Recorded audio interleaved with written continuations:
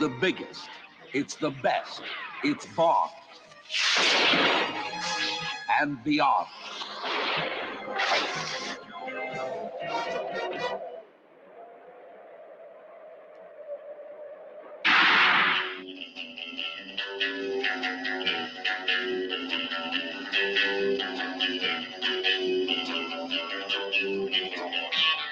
James Bond, and the woman is Major Masova, Russian agent.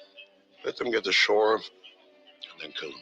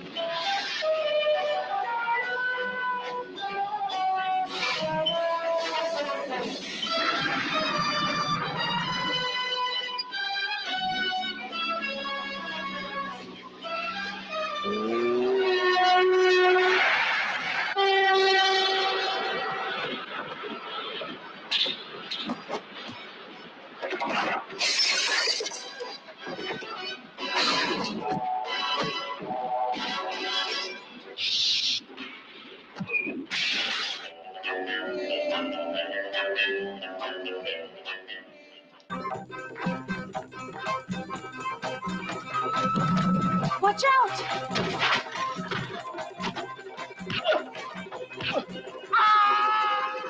It's our business, and your people get killed. We both know that. Then, when this mission is over, I will kill you. Within minutes, New York and Moscow will cease to exist.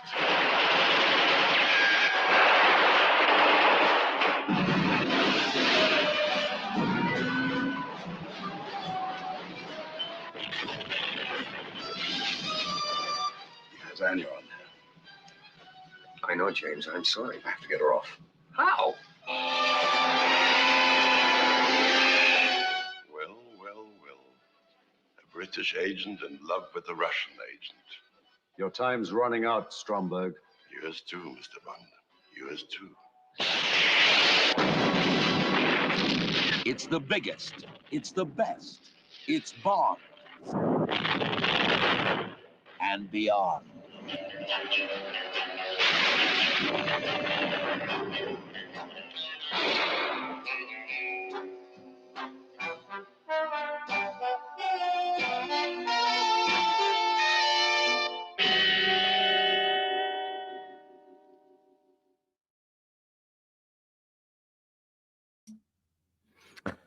Right. Hey up. Merry Christmas. It's Steve from the Old Yorkshire Geek.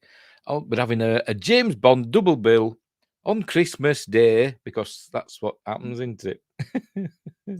I'm sorry, I've overeaten and I've had 2 glasses of wine, a rum and coke, and now I'm on Newcastle Brown. So I may be more incoherent than normal. Hey dear. But I'm going to plod on and do my best. Right. So we're doing 2 James Bond films, as you've just seen the trailer for The Spy Who Loved Me from 1977. I'm doing my 2 favourite James Bond films, Spy Who Loved Me and Moonraker, which follow on from one another. Could be said that they are the Jaws duology, because they are the film in which the henchman Jaws appears in both of them. I think that's the only time, I could be wrong, I think it's the only time that either a bad guy or a henchman, apart from Blofeld, obviously, has been in more than one James Bond film. Correct me if I'm wrong. But there we go. So we're doing The Spy Who Loved Me from 1977, starring, obviously, Roger Moore as James Bond 007, Barbara Bach as Major Amasova, Triple X. That's a Soviet code name. They keep referring to her as Russian, but technically she's Soviet, isn't she? She might be Russian for all I know, but anyway. What else? Kurt Jurgens as the bad guy, Richard Keel as Jaws, and many, many more. Directed by Lewis Gilbert, who had directed You Only Live Twice back in 1967. So he came back 10 years later to direct another James Bond film, which had kind of a similar theme to it. You Only Live Twice had Spectre snatching space capsules out of orbit with a big rocket. See, I'm doing a thing. And this one has a big ship snatching nuclear submarines out of the sea. So a similar theme. What else? What else have we got? What else have we got about it? All right, based on Ian Fleming's book, The Spy Who Loved Me, but oddly, weirdly, in the contract, for the film rights, they weren't allowed to use any part of the book in the film apart from the title. Why would you do that? Why would you do a contract that says you can't use any part of the story? Baffling. So they didn't. So they couldn't do that. There was a henchman in The Spy Who Loved Me called Horror, the book called Horror, but they changed his name to Jaws. The music was by Marvin Hamlish, who did a kind of a cool disco-y kind of theme music to it, but it was still, one of the better songs of the Bond films. Nobody Does It Better by Carly Simon, but we'll get there. It had a budget of $13.5 million, which was quite a lot back then. The same year Star Wars came out, I think that only had a $10 million budget. I could be wrong, but I think that's right. And its box office was 185.4 million. Until the Pierce Brosnan era, The Spy Who Loved Me was generally thought of as the best of the Bond films, at least the best of the Roger Moore ones. Some people put Goldfinger up there, but in my opinion, Spy Who Loved Me is up there. Right, let's get on with it. We'll be here all bloody night, won't we? So there we go. So let's get on with it, shall we? So, what's it starting for? Obviously, I'm not just going to play the film because I'll get into trouble. I'm going to go through it in a series of stills. I'll try and, pardon me, burping booze. I'll try and talk about it as we go, tell you what's happening, and some nuggets of information that I may have gleaned from watching documentaries and stuff about all these things. Right, so make myself titchy-tiny and we'll get on with it, shall we? Right, here we go. There we go. The Metro-Goldwyn-Mayer logo. By the way, here are my DVDs. I've got them on Blu-ray as well, but they're in a box set. So I thought I'd get the individual DVD. You can't see them, can you? They're too small. Hang on, make myself big again. There we go. There's the DVD. Oh, wrong way around. There we go. There are we. Can't see. There we go. Spy Who Loved Me, a Moonraker. Great special features on these. Which I have watched, but not the commentaries. I didn't have a chance. But anyway, we'll plod on. Right, off we go. Off we jolly well go. Hope you all had a nice Christmas and got some lovely prezzies and all that stuff. But right, anyway, so there we go. There's Leo the Lion going. Right, United Artists. Right, we begin with the famous, what they call it. What's it called now? Gun Barrel. The famous gun barrel with Roger Moore there. Did you know, bit of trivia, in the early Bond films, I can't, but maybe up to the fourth one, maybe. I think maybe Thunderball might have been the first one with the actual James Bond doing it. I could be wrong. I'd have to check. But up until, I think maybe Thunderball, as I said, I might be wrong, but it wasn't actually the actor that walked on. I think it was, I forgot his name now. Bob Simmons, the stuntman, who used to come on and do this. But anyway, so there he is. You've got to, haven't you? Right, so we begin.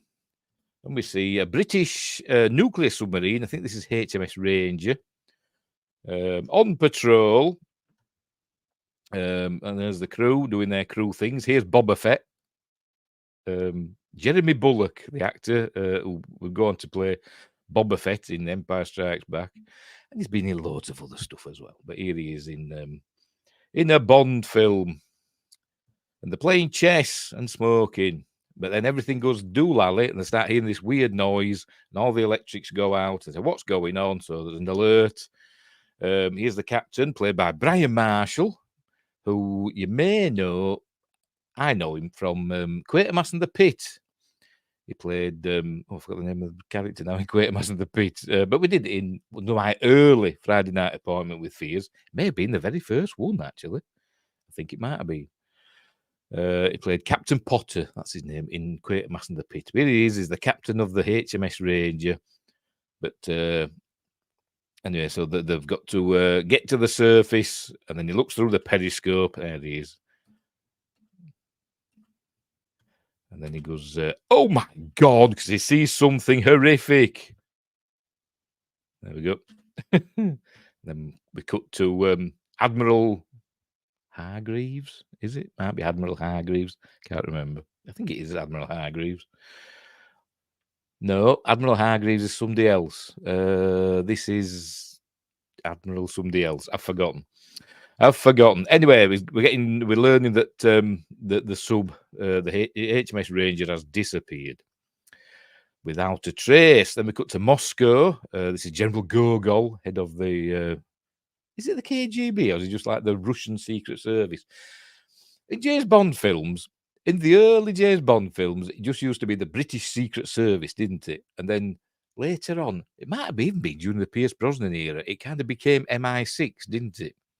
But in the early days, it was just British Secret Service, sometimes using under the guise of Universal Exports and all that, like some mysterious organization that wasn't an official, a real life, agency. But it became MI6 later, didn't it?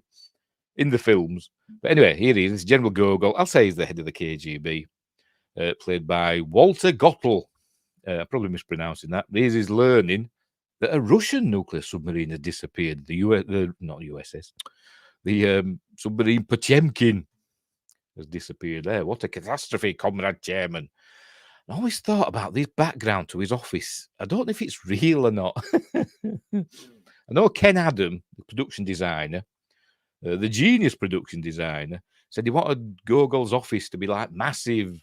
And but it doesn't look it to me. It looks like a bad, well, not a very well done, painting. It looks very flat to me. But anyway, here's his secretary, Rubelvich, who is a former Miss World. She was Miss World in 1969. I can't remember the name of the actress. I do apologise, but she's a former Miss World there as Gogol's secretary.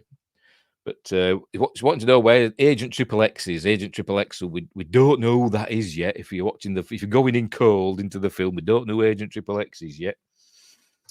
So we're assuming it's this fella. Here he is. I've forgotten his name now. Sergei Barzov, I think. Hang on, I'll have to check. I've seen this film loads of times, and you know what I'm like with names. As soon as I start, turn the camera on, I forget. Where are you? Michael Billington. Yes, all right. Sergei Barzov, played by Michael Billington, who almost was James Bond himself at one point. He auditioned, back when Sean Connery, decided he didn't want to be James Bond anymore. Or was it when, after... I don't know if it was the first time Sean Connery left or if it was the second time. I can't remember. But he auditioned. It almost was James Bond, and then they either went with George Lazenby or Roger Moore. Can't remember which one it was. But anyway, he was nearly James Bond. You may recognise him from UFO, the series UFO, where he played Colonel somebody or other. I've forgotten. So anyway, so here we go. They say, so he's obviously just made love to a beautiful woman. And says, it's been a wonderful weekend. I shall never forget it. And then she says, nor will I. There she is. The lovely Barbara Bach as Major Amasova. Anya Amasova. And then the little musical box here springs into life, playing some Russian music. And, it says, Agent Triple X, report to headquarters immediately. There you go. And we think he's going to answer it, because it's a man's world, isn't it? But no, she is Agent Triple X. There we go. Message received and understood. Then we cut to British intelligence, British Secret Service, whatever you want to call it, MI6. whatever. Universal Exports. Here's M, played by the late great Bernard Lee. He would do one more James Bond film after this, and then sadly pass away. So you've seen his last two performances here as M. I don't know. He's called Miles. We learn his names. I think it's his first name's Miles, but I don't know the character's full name. I may have looked it up once, but I've forgotten. I bet it just says Bernard Lee as M. Yeah, head of. Oh, it says MI6 on Wikipedia. But I think in this case, it's still the British Secret Service. Anyway, so this is it's being told about what's going on. The submarines are being disappearing. So it goes and asks Moneypenny. There she is in her office, Miss Moneypenny. We never find out her first name until we get to the Daniel Craig era, but she's just Miss Moneypenny. Is that a code name? Don't know. But by the way, I've never read any James Bond books. I think I've got them. I think I've got down there. I've got an old Kindle. Remember the old Kindle? What they call them? Paperwhite or whatever. That had the screen that didn't light up. And I think I've got all the James Bond novels on that. I'll have to read them one of these days. I think it's down there under a pile of other things that probably wants charging up. I'll have to get round to them. But the books are rarely like the films, are they? They did release novelizations of the films. I think there is a novelization of this film because obviously it's nothing like the book because they weren't allowed to use anything from the book. So there is a novelization, and the same for Moonraker afterwards. It's not a lot like the book apparently, but I had a friend at school who had read the book, the original Ian Fleming one, but they did release a novelization of the film as well. Right. So he goes, "Where's 007? She says, "On a mission in Austria, sir." She says, "Well, tell him to pull out immediately." It's the first innuendo of the of the film. And there he is. He's in the cabin in Austria. The lovely woman, obviously, played by a forgotten cabin girl. Come on, where is she? I've got the list here somewhere.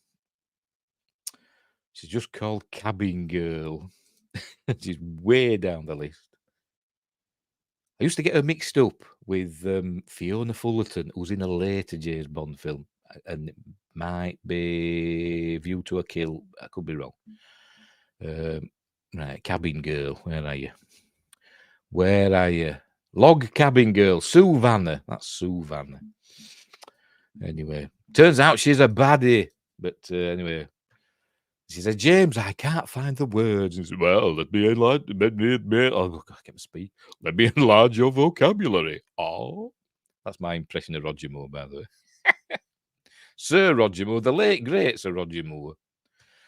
But there we go. Then he gets a message, much like Triple X did, but he gets it on his phone on a little printout thing. You know, like them things that he used to buy with the alphabet that used to spin round and it used to click and print out labels and stuff. He's got one of those in his phone. So it's telling him to report to HQ immediately. Hang on, it's not showing us. Look, there we go.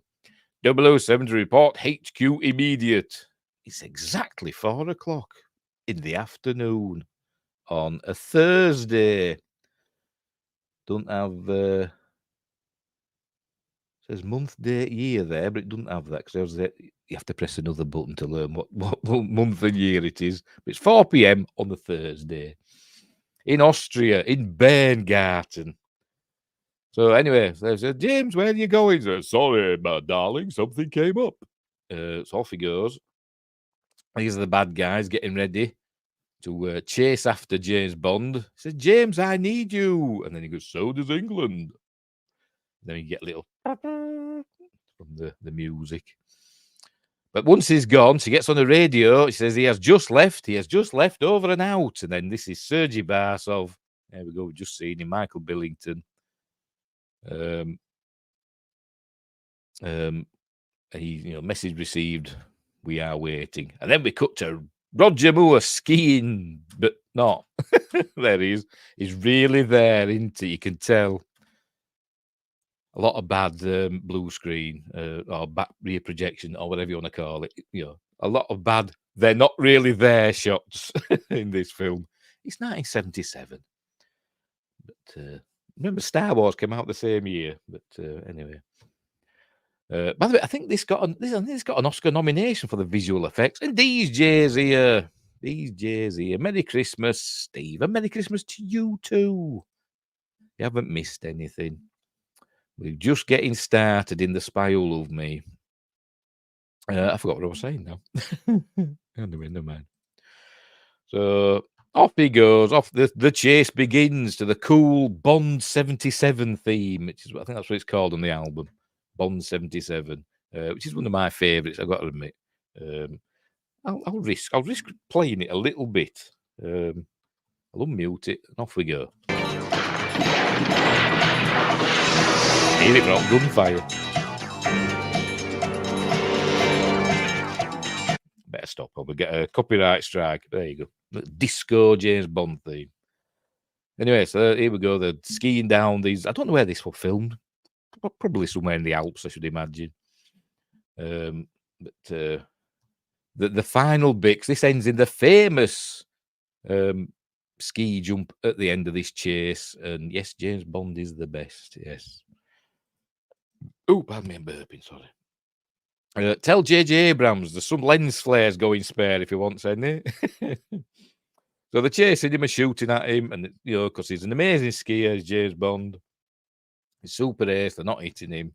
But then we learn he's got a gun in his ski pole. There we go. And he shoots Agent Sergei Barzov, the lover of Major Amasova. Kills him, dead. There we go. Does a close up on his face just to remind us that it is him, and show us that it is him. But I didn't know at the time. I thought he's just killed a bloke. It could be anybody, that couldn't it? But it's supposed to be Michael Billington. I presume it is. But here he goes. He's heading for the edge of this cliff. Now this is in Canada, I think. I think it's somewhere up north in Canada. I can't remember the name of the mountain. It's a mountain. It's basically just a big sticking up out of the air mountain, just by itself, and with a sheer drop all the way around it. And they landed on a helicopter, and the stuntman Rick Sylvester was up there. They were there for quite a while. They're waiting for the weather, and it almost didn't happen. They ended up Cubby Broccoli. They were thinking that Rick Sylvester had changed his mind, and got him on the phone. He says, "Look, Rick, if you don't want to do it, come down, and we'll do something else. No, if it's too dangerous for you, it's only a film. We don't want you to get hurt or killed or whatever." And Rick Sylvester said, "No, I'm just waiting for the wind." And and as luck would have it, the wind went in the right direction or whatever, and he did the stunt. So here we go, off he goes. Still chasing him, but here he goes off the cliff. And what you can't see here, apparently, somewhere, I don't know if it's up here or down there or where, somewhere there's who is it now? Oh, I can't remember who it is. I think it could be Michael G. Wilson, or somebody else, or a member of the crew anyway, or it could be John Glenn. Don't know. They've got a flag, and he says, as soon as you see this flag go in the snow, that's you're okay to do the jump. So he's there, and he buries himself in the snow quick, but you don't see it. You don't see him, but he's round here somewhere. So off he goes. There we go, and off he goes off the cliff. The famous shot, and they had several cameras. I can't remember exactly how many, but they had several cameras filming this, and of all those cameras that were filming it, just one, luckily, just one caught it all the way down, and that's what we get for the final shot. Luckily, all the other cameramen all lost him because they must have been zoomed in from a long way away. They lost him, but one of them caught him going all the way down. Here he goes. He releases his skis, and one of them actually hits the parachute when it comes out in a minute. There's his pole, one of his poles there. Look. The famous Union flag parachute comes out in a minute with the in a minute. Todd, it will play, shall we? It's gonna come on, isn't it? Did I mute that? Do it again.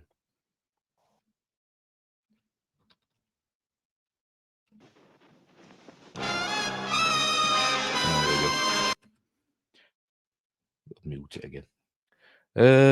I think we see one of the poles hit the parachute. We might have just missed it, actually. Go back again. Go back again. See if we can catch it hitting the parachute. It might be that this one, I think, hits the parachute. So it almost could have ended in disaster. There it goes. It goes through the parachute almost wrapped around the ski. But luckily, it opened up. So almost a disaster, wasn't it? But and then we go into the everybody cheers. Roger Moore's there steering his parachute to safety. Don't know what happened to all the other Soviet agents chasing him. They must have just given up. But and then we go to the Carly Simon song with the late great Maurice Binder's opening sequence. Nowadays they're done by Daniel Kleinman, usually. Who, I've got to admit, is better at it than Maurice Binder. But Maurice Binder was good with what he had. Remember, this is the 70s. Up to the 80s, he did it into. Well, up to the 90s, really, wasn't it? Apparently Maurice Binder was a lovely fella, Maurice Binder. But he liked his ladies. He liked his naked ladies spinning around in his opening titles. There we go. Oh, no. Ski sequence photographed by Willy Bogner. If you ever see him, he's always, every time I've seen him do interviews, he's always got like a massive, like a cold sore on his lip. I presume a lot of skiers get them because they live in the cold a lot, don't they? But anyway, so off we go. Listening to Carly Simon singing away. Director of photography, Claude Renoir, was the grandson of the artist Renoir. And bit of trivia, he lost his eyesight, were fading by the time he came to do this film. The director of photography on this film. And later on, when we get to the big climactic battle scene at the end of the film, in the huge set, specially constructed studio, whatever, stage, that's what I'm trying to say. The famous 007 stage at Pinewood, specially constructed for this film. His eyesight was that bad, he couldn't see all the way to the back of the stage. So he didn't know how to light it because he couldn't see it. So he got in, of all people, Stanley Kubrick to help him, help him light the stage. I think they got Stanley Kubrick because his daughter, whose name I can't remember, was connected with this film because she designed Jaws' teeth. So there we go. Anyway, so there we go. Main title design by Maurice Binder. Music by Marvin Hamlish. Oh, there you go. It's gone off now. Never mind. There we go. Nobody Does It Better. Performed by Carly Simon. Lyrics by Carol Bias. Sager. Is it Sager or Sager? I don't know. Anyway. Screenplay by Christopher Wood and Richard Maybaum. Oh, yes. Produced by Albert R. Broccoli. This is the first Bond film of the Eon Bond films, Everything or Nothing production Bond films. Albert R. Broccoli was the sole main producer because Harry Saltzman had got into financial difficulties. Up to this point, it had been Broccoli and Saltzman. And he got into some financial difficulties, did Harry Saltzman. I think he bought a restaurant or invested in a restaurant that went pear-shaped. And it went a bit wrong. And basically lost all his money. And he had to sell his shares in the production company. And, I think it went to court and they kind of fell out over it and didn't make up for many years. But they did eventually, become friends again, did Cubby Broccoli and Harry Saltzman. But anyway, the Broccolis are in charge now. And still are. Although Cubby Broccoli's passed away, it's his daughter now, isn't it? Barbara, and his stepson, Michael G. Wilson, who run the show for Bond. There we go, directed by Lewis Gilbert, who also directed Moonraker as well. He directs the next one. Right, so the film begins again. We're in Gogol's office that looks like a painting. it could actually be a big set. I don't know. I said Ken Adams said he wanted Gogol's office to look huge, but it looks kind of cramped and claustrophobic to me. But never mind. And she comes in, does Major a mass of her, tells him he tells her all about the submarines that have gone missing, and they've got a lead in Cairo, so she's going that night, and then he tells her he's got one more sad piece of news that he's telling her about the submarine. One sad piece of news that Agent Sergei Barsov has been killed on the mission. And it said it appears he became involved with the British Secret Service operation. Doesn't mention MI6, British Secret Service operation. And then it is quite a touching thing, because think of the Soviets being all cold and ruthless and hard and unemotional, part of the Soviet state and all that, all grey and concrete. But it's quite a touching scene where he says, we'd noticed that you'd become close. And so she says, she's a terrible actress, by the way. It's Barbara Bach. She's been in lots of stuff, but she's not a very good actress. But she looks nice, which is, I suppose, it goes in her favour. But she's the wife or the girlfriend, I don't know. Maybe the wife, I'm not sure, of Ringo Starr, obviously the drummer from the Beatles. Right, anyway, so she says, I would very much like to learn who's responsible for his death, she says. And then we cut to, in a minute, there we go. So I've had a drink, so I might start bursting into James Bond themes spontaneously. We cut to Sir Roger Moore, although I don't think he's a sir yet at this stage, but Sir Roger Moore arriving by Sea King helicopter at Fastlane, the British submarine port up in Scotland. I think it's up in Scotland, isn't it? Fastlane, I think it is. Anyway, he's arriving here on a helicopter. So here he goes, and then I don't know where this is. Is this on the ship? Is this on the base? Is it in a submarine? I have no idea, but he's here anyway. So he's introduced to everybody. In he comes. Q's there. Yeah, Major Boothroyd, Q. And he actually gets called Major Boothroyd in this. I think only twice. I think in the James Bond films, he gets called Major Boothroyd. I think in Doctor No, they call him Major Boothroyd. He's not even part of Q. He's not called Q in the first one. I think it's the armory or armory branch or something like that. And it calls him Major Boothroyd. And then the second one. And it's not even Desmond Llewellyn in the first film. But then from then on is Q branch. And then we just know him as Q now. And I've always wondered, I've just watched another James Bond film, Spectre, which has got Ben Whishaw as Q. And I've always wondered, because the Daniel Craig Bond films are like their own contained universe, aren't they? From when Bond became a 00 to his, spoilers, his death. It's like its own contained James Bond universe. And I've wondered, is Q in there? Is he Major Boothroyd? I don't know. We never know his name in that. It's just Q. Anyway, so he's good meeting everybody. This is Captain somebody or other he's going to meet. Captain Forsyth. Don't know what to introduce him for, because we never see him again. Maybe they just needed a body there. But this is Admiral. I can't remember his bloody name. I'm going to have to look him up. Admiral George Baker. Oh no, he's a captain. It's George Baker's Captain Benson. That's who that is. He's done something famous, and I can't remember what. I'm going to have to look him up now. George Baker. I, Claudius. Ruth Rendell. Should have seen him in something else. Just bear with me. It's live. What the heck? Dam Busters.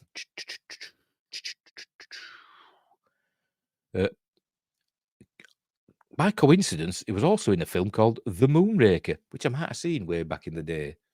That's obviously not a Bond film in 1958. I've got it in my head that he did. No, he didn't though, did he? No, that was somebody else. I think he did the voice of Captain Scarlet, but no, that was somebody else. I'm sure he's done a voice of somebody, and I can't remember who. Did he do the? Because that was Francis Matthews that did Captain Scarlet, didn't he? Well, George Baker, the voice of when James Bond, when George Lazenby went undercover at Blofeld's lair in on Her Majesty's Secret Service. Well, that George Baker that did that that voice, his voice there. We'll have to check now. There we go. Yes, it is. Yes. He's popularly known for playing Captain Benson, the James Bond ally in the film The Spy Who Loved Me, and for playing Sir Hilary Bray, a heraldry expert on Her Majesty's Secret Service. Yes, right. Okay, cool. Yes, I knew I'd heard his name pop up in James Bond again. So yes, he did the voice of Sir Hilary Bray on Her Majesty's Secret Service. Overdubbed George Lazenby for that. Anyway, so he's meeting all the chaps. There was Admiral Hargreaves there, who would later become M in 2 films' time. So he's meeting him, presumably for the first time. And there you go, Admiral Hargreaves, Flag Officer Submarines. I think M, Bernard Lee, I think he was an admiral as well. I'm sure I've seen somewhere that he was an admiral as well. Some MI6, British intelligence, British Secret Service, most like the naval officers, because obviously James Bond is Commander Bond, and he says Ark Royal, wasn't it? Yes, sir. And this is here we go. What's his face? I forgot about the name now. He's the minister of something or other. Hang on.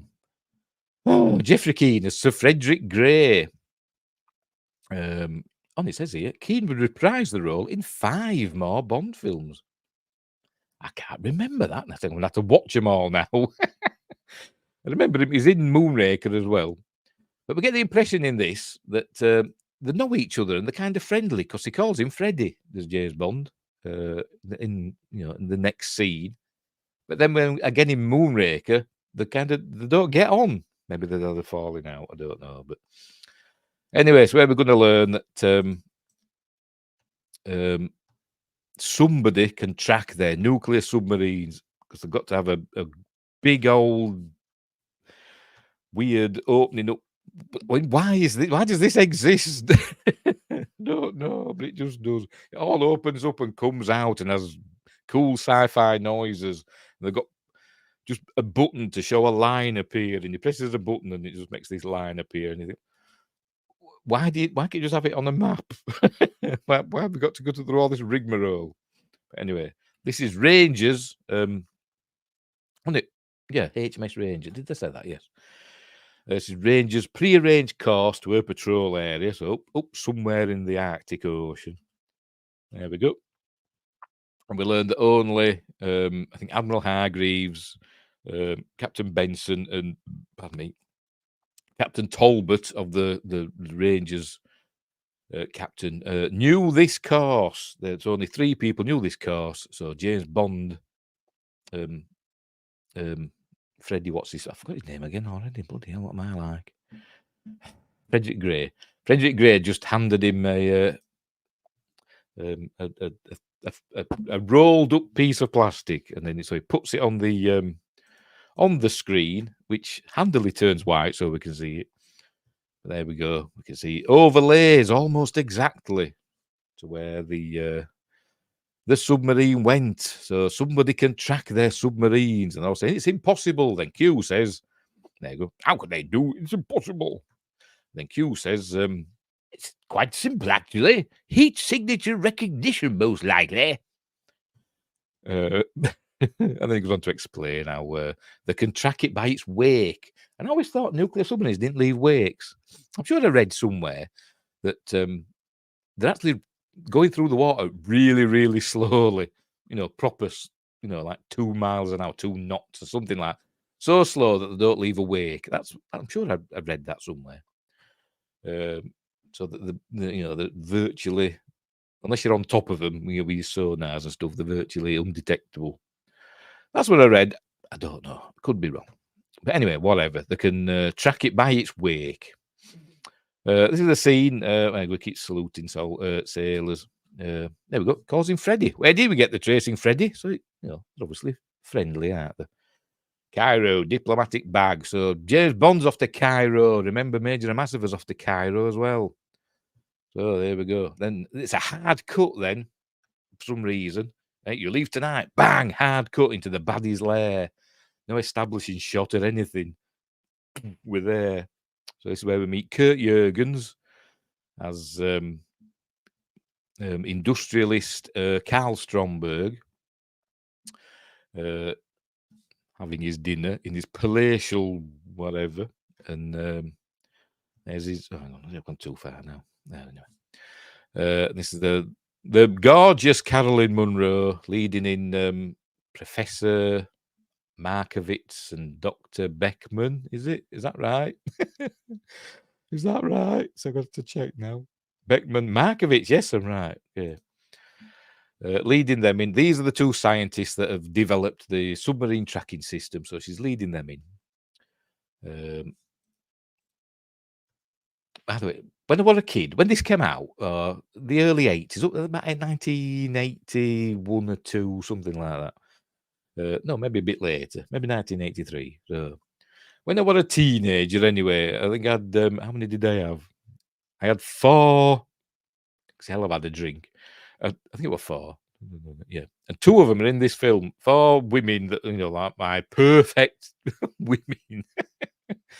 Caroline Munro were one of them. Valerie Leon, who's also in this film. Who else? What's her face? I forgot her name. I'll tell you.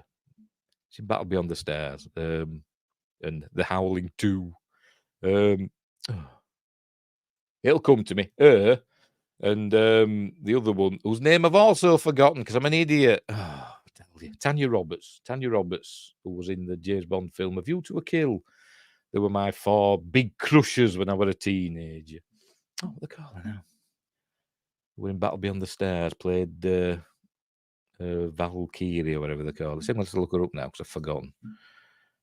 Oh, it popped in my head then and then went away. Sybil Danning. Sybil Danning was the other one. Yes, it just came to me before I checked. Anyway, so that's by the by. Enough of my salaciousness. Right, so here he is thanking the professors and the doctor for their work on the submarine tracking system. He says he's told his assistant, who's over there, hope he don't ask us to pass the salt, just slide it down. His assistant over there. To pay into their bank accounts the sum of $10 million each. So they thank him.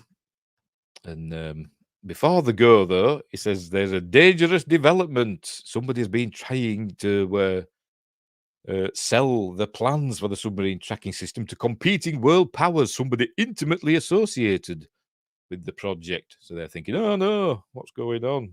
And then he says, oh, my dear, perhaps you should more seemly if you left us. So off she goes. Oh, yes, by the way, this actress... Oh, God, I looked her up and I've forgotten already. She's Marilyn Goldsworthy. This is what they call this actress. She's actually a Shakespearean actress. She appeared in the Royal Shakespeare Company opposite Sir Patrick Stewart, of all people, who's going to be Captain Picard. But and now she's got a non-speaking role in a James Bond film.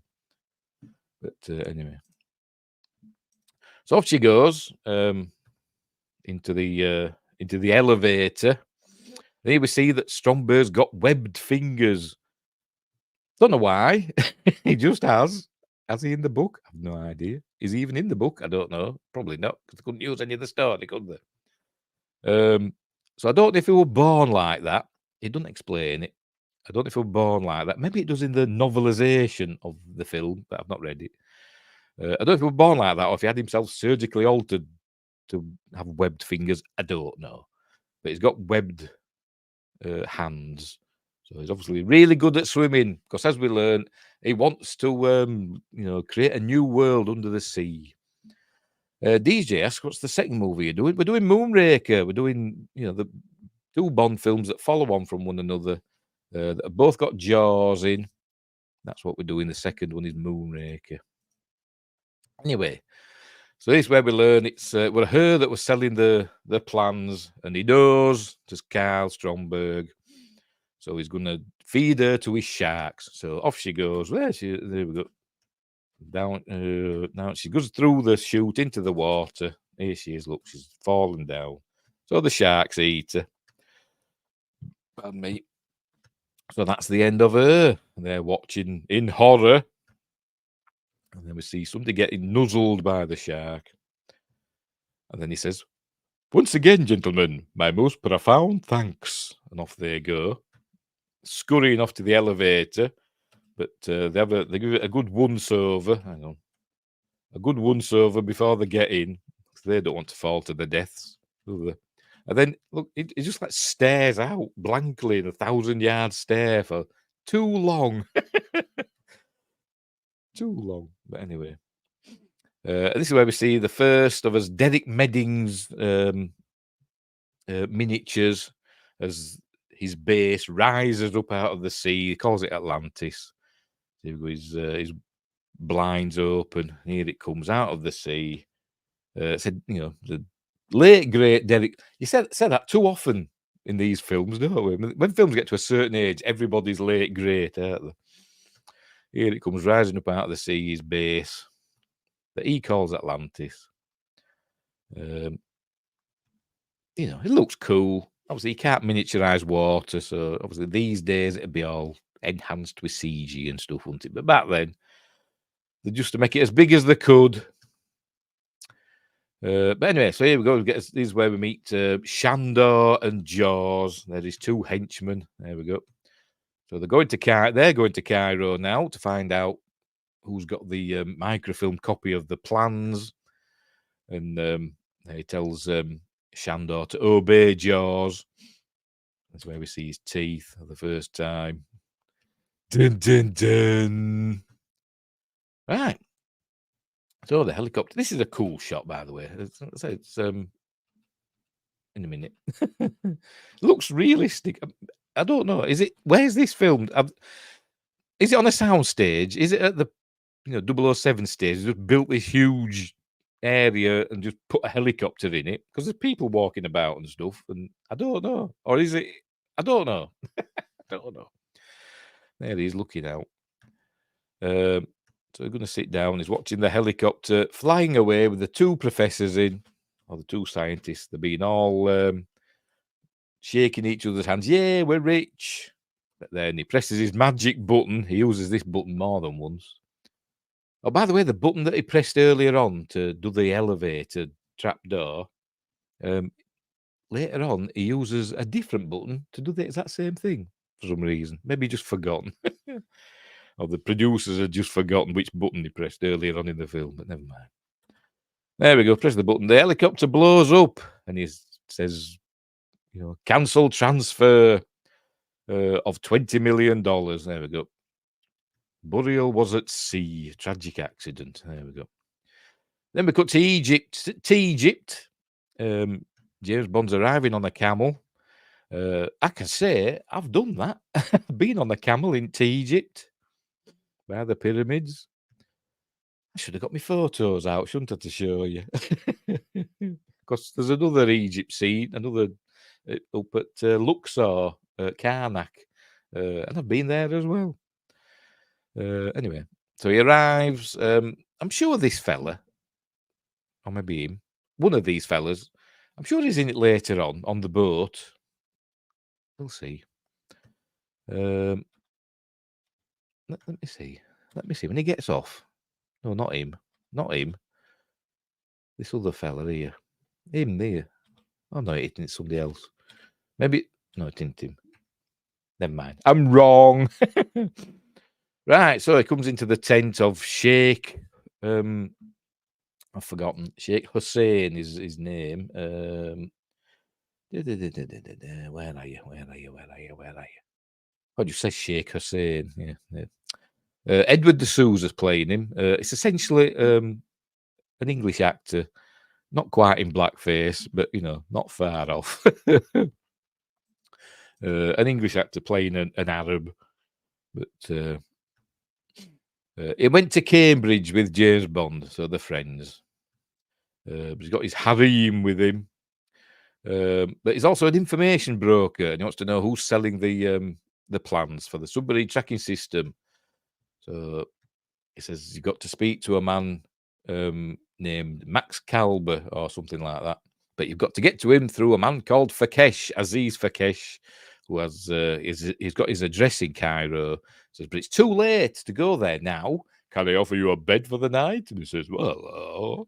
And then he gets a sexy lady out, and he says, does his quip, when one is in Egypt, one should delve deeply into its treasures. Oh. There we go. So obviously he's had a good night as James. Then we cut to Cairo. Been there as well. That's the mosque of Muhammad Ali, of all people. It is the Muhammad Ali Mosque. I've been there. There we go. Overlooking Cairo. And sorry, I'm trying to get to this bit, so I just love this musical sting for some reason. I don't know why, I just do when he appears. So here he is. So he's arrived at the home of Aziz Fakesh. This is Shandor watching from above. So in he goes, and he gets greeted by Felucia. There's Aziz Fakesh, played by Nadim Sawala. I think he's the father of, is it Julia Sawala and the other Sawala's women that are actresses. What were we going to say? I forgot what we we're going to say now. Oh, yes. Felicia, or Felika, I don't know how to pronounce it. Olga Becerra, who was a very stunning lady. Amazing bone structure. Anyway, so here she is. So James obviously seduces her to the point where she's willing to give up her life for him. She's a bit cold shoulder at the beginning, but it doesn't take him long, does it? There he is. So he's kissing and nuzzling, and then she looks up and she sees, there we go, she sees Shandor pointing a gun. He says, no, and throws herself in front of the bullet. Obviously, Bond doesn't give a monkeys, just throws her onto the bed and runs off after Shandor. I hope he went back afterwards. I don't know. He chases him up to the roof and they have a fight. Who's Shandor played by? Where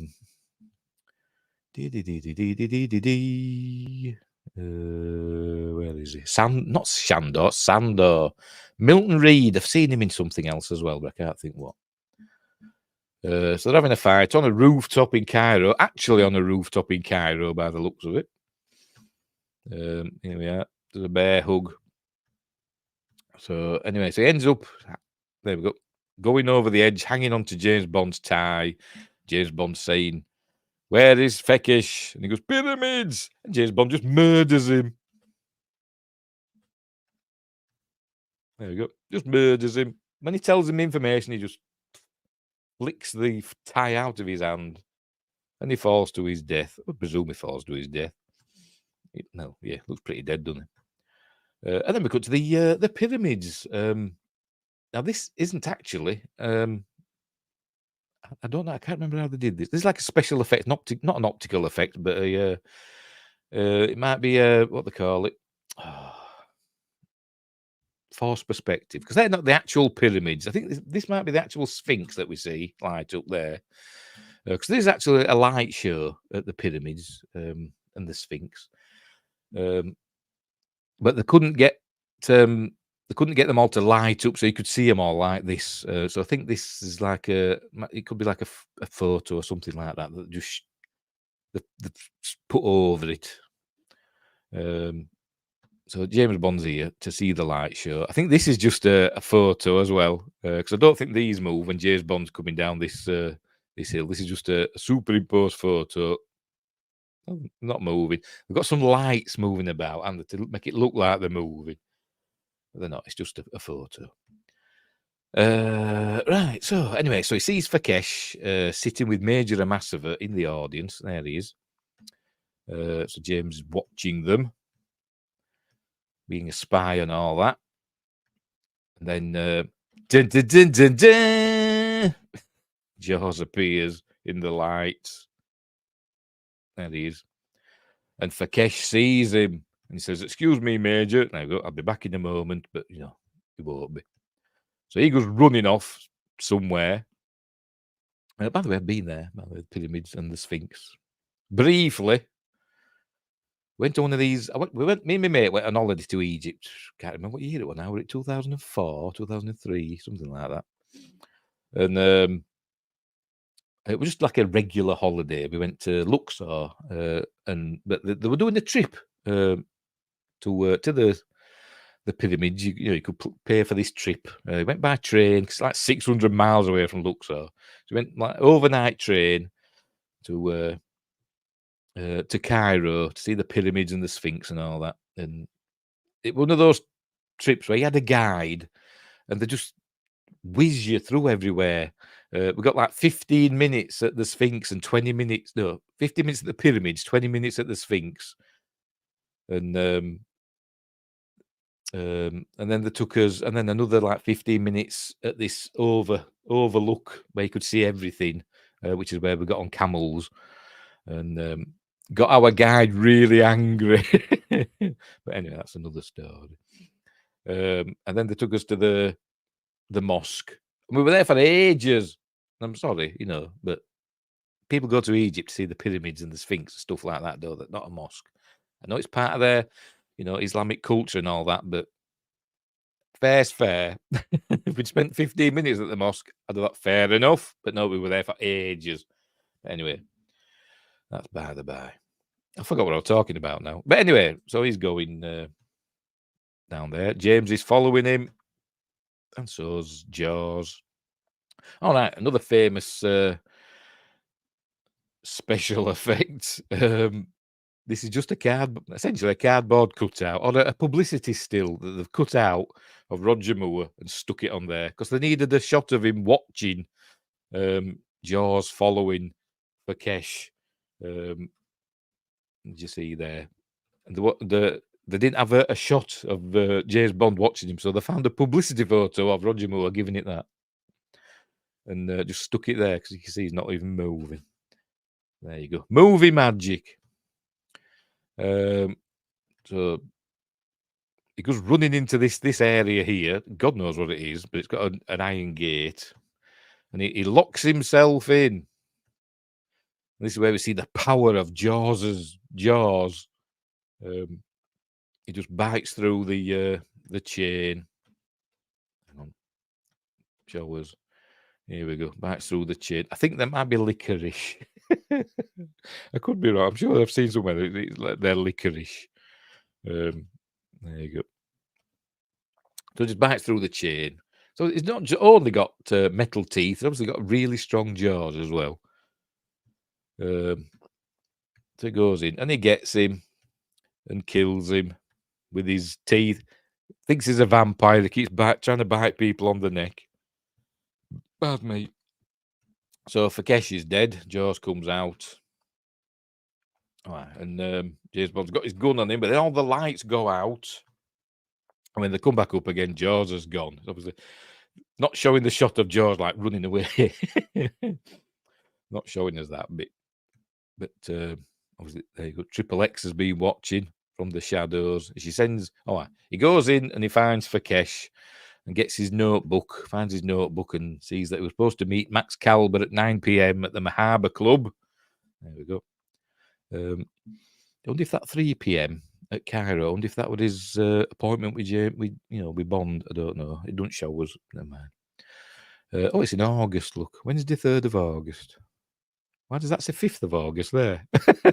Oh no, because they go other way around, don't they? Yes.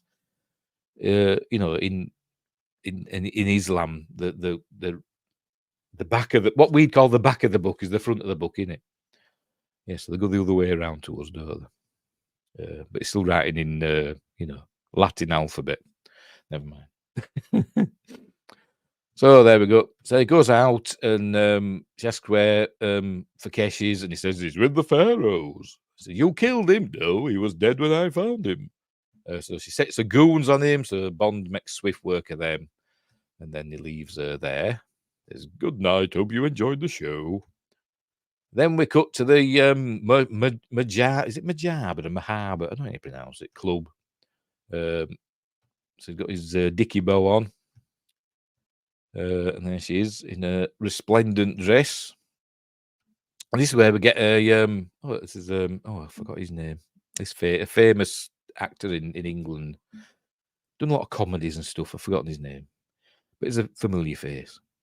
We get a lot of backstory here. They don't often do this in James Bond films, to be completely honest. Occasionally, the references other films and his past and stuff, which proves that some people have said James Bond, like 007, is a code name, and it just gets passed on with the 007 number. But they're actually different people. But this actually shows that they're not. They're the same character, because she mentions that he had a wife and she was killed. So obviously we're talking about Diana Rigg on Her Majesty's Secret Service. So the George Lazenby Bond is the same Bond as this Bond, as the Roger Moore Bond. Anyway, so there we go. Recruited from the Royal Navy, blah, blah, blah, license to kill, all that stuff. But he excuses himself. And, she says goodbye, and he says au revoir. Let's say au revoir, because I've got the feeling we'll be meeting again. And then that's like a foreshadowing, because they use it again later on. So off he goes. He asks him, where's Max Calber? He says, over there. So he goes and talks to him, and there he is. You may recognize this fella. I forgot his name. Victor Dobchev, something like that. Let me check. Max Calber, where are you? There he is. Vernon Dobchev. How close? You may recognize him as the butler sort of person in Indiana Jones. Indiana Jones: The Last Crusade, where he says, "If you are a Scottish lad, I am Mickey Mouse." Him of Indiana Jones: The Last Crusade. That's him. And he's been in other stuff as well. But so he's gonna bid. James Bond's there to bid for the microfilm with the submarine tracking system stuff on it. And then she arrives. Does Major Amass of her say she wants to bid for it too? And he says, from where I'm sitting, the lady's figure will be hard to beat. Ha ha ha! Right. So he shows them the microfilm. And then he gets a phone call. There you go, Mr. Calder. Telephone, urgent call. But obviously, there's nobody there. It's all a ruse so that Jaws can get him. There we go. Jaws gets him and kills him and takes the microfilm. And then she's sitting there staring blankly at the dancers, hypnotized. But obviously, Bond's thinking, it's been a while. I'd better go and check. But he says, do you want another drink? Don't tell her he's going to check on Max Calber. He says he's off for another drink, but he's not. There you go. Finds him dead. The microfilm's gone. Puts the out of order sign on him. Sees the van and goes and climbs in the back of it. There you go. That's Jaws getting in the van. Climbs in the back. But then Major Massive climbs in the back as well. But Jaws knows they're there. He knows they're there. There we go. He's listening to them. So off they go into the desert, and it's a really long drive. It must be. And because they're going to Karnak next. I don't know if that's where they're supposed to be going, but it's like, as I said earlier, it's 600 miles away from Cairo, is Karnak. Maybe it's supposed to be somewhere a bit closer. Maybe it's not supposed to be Karnak, but that's where it was filmed. Karnak and Luxor. But obviously, they've been going all night, driving all night. She nods off. And so here they are. So Jaws gets out, disappears into the ruins. So I've been here as well. They follow him. There we go. Karnak Temple. I've got a photo of me amongst these columns. Columns. Have another drinky. Yeah. Going to be a long night, is this? Right, so they're following him. There you go. He knows they're there. But he gets the drop on them eventually. He comes down a rope. Here he comes in a minute. Oh, there he goes. He pushes that on them first. Ooh, nearly get hit. And then he comes down a rope and they have a little bit of a fight. And she picks up and gets a gun out and says, "Stop! Give me the microfilm." And then James is looking at the support posts and stuff because his cogs are going all the time. And he throws it at her and she picks it up, but she looks down. She's got to look down because she's a woman. They can't do anything right. There you go. He looks down and he kicks the gun out of her hand. And James gets him, maneuvers him because he knows this is the support. This is the, what they call it. What's the word? Like a wall, supporting wall. That's not the word, is it? Whatever. This is the main pole. And there we go. Bang. Everything comes down on top of him. There we go. 1,000,000 tons of stone. Come on. But he's fine. He's tough, his jaws. Anyway, so we see his hand come back out. By the way, earlier, James Bond, I just said Bond. Bond had taken the keys out of the truck as he walked past. I forgot to mention that. She gets in, no keys. So he gets in. Takes there's a toolbox on the seat. Didn't show it, never mind. Toolbox on, takes it out, throws it on the floor, and just gets in, shows that he's got the keys. Later on, they probably needed that toolbox. Never mind. Now they haven't got it. But then Jaws appears and starts ripping the truck up, and she's like, "Oh, give me the keys!" And it's all, nice bit of jollity. And she's going with a gear stick. "Can you play any other tune?" And let's try backwards. Let's try reverse. That's backwards. But anyway, they escape. So he even lifts up the truck, and she runs him over. But he's tough. Now that's where he picks the truck up, but they drive off, and then he picks up that big stone and drops it on his foot. Bit of comedy. Right, so they're off driving away to somewhere. Don't know where they're going, but the truck, the van's not a truck, is it? It's a van. The van breaks down. It's a cylinder head gasket, so they've got to walk now through the burning desert. Don't know where this was filmed. Maybe it's in Egypt. I don't know. Could be anywhere. Could be Morecambe Sands for all I know. They're walking through the burning desert till they get to the River Nile with these, what do they call these now? These boats. Is it feluccas? Something like that, isn't it? Something like that. When we were in Luxor, we could have got one to go across the Nile to go and visit Hatshepsut's temple. But anyway, that's by the by. Hang on, where are we?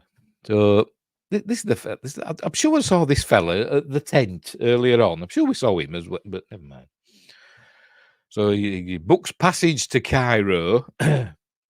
Again, 600 miles from Karnak. Maybe they weren't at Karnak. But off they go. On the boat. Couldn't they, they were in like a town. It showed the van, but they're driven away, aren't they? So they're like lost. So fair enough. Here's Bond checking the microfilm. She's gone to sleep. Trying to get some Zeds. But she outwits James Bond. He tries to seduce her. And she gets a cigarette out. There we go. But then she blows something in his face and it knocks him out, some knockout powder or whatever from a cigarette. And when he wakes up, it's morning and he's there. He's that fella. And he says, "Where's the girl?" And he goes, "Oh, she's gone." So he pays him and off he goes. And luckily, they just happen to be right where, well, they're here now.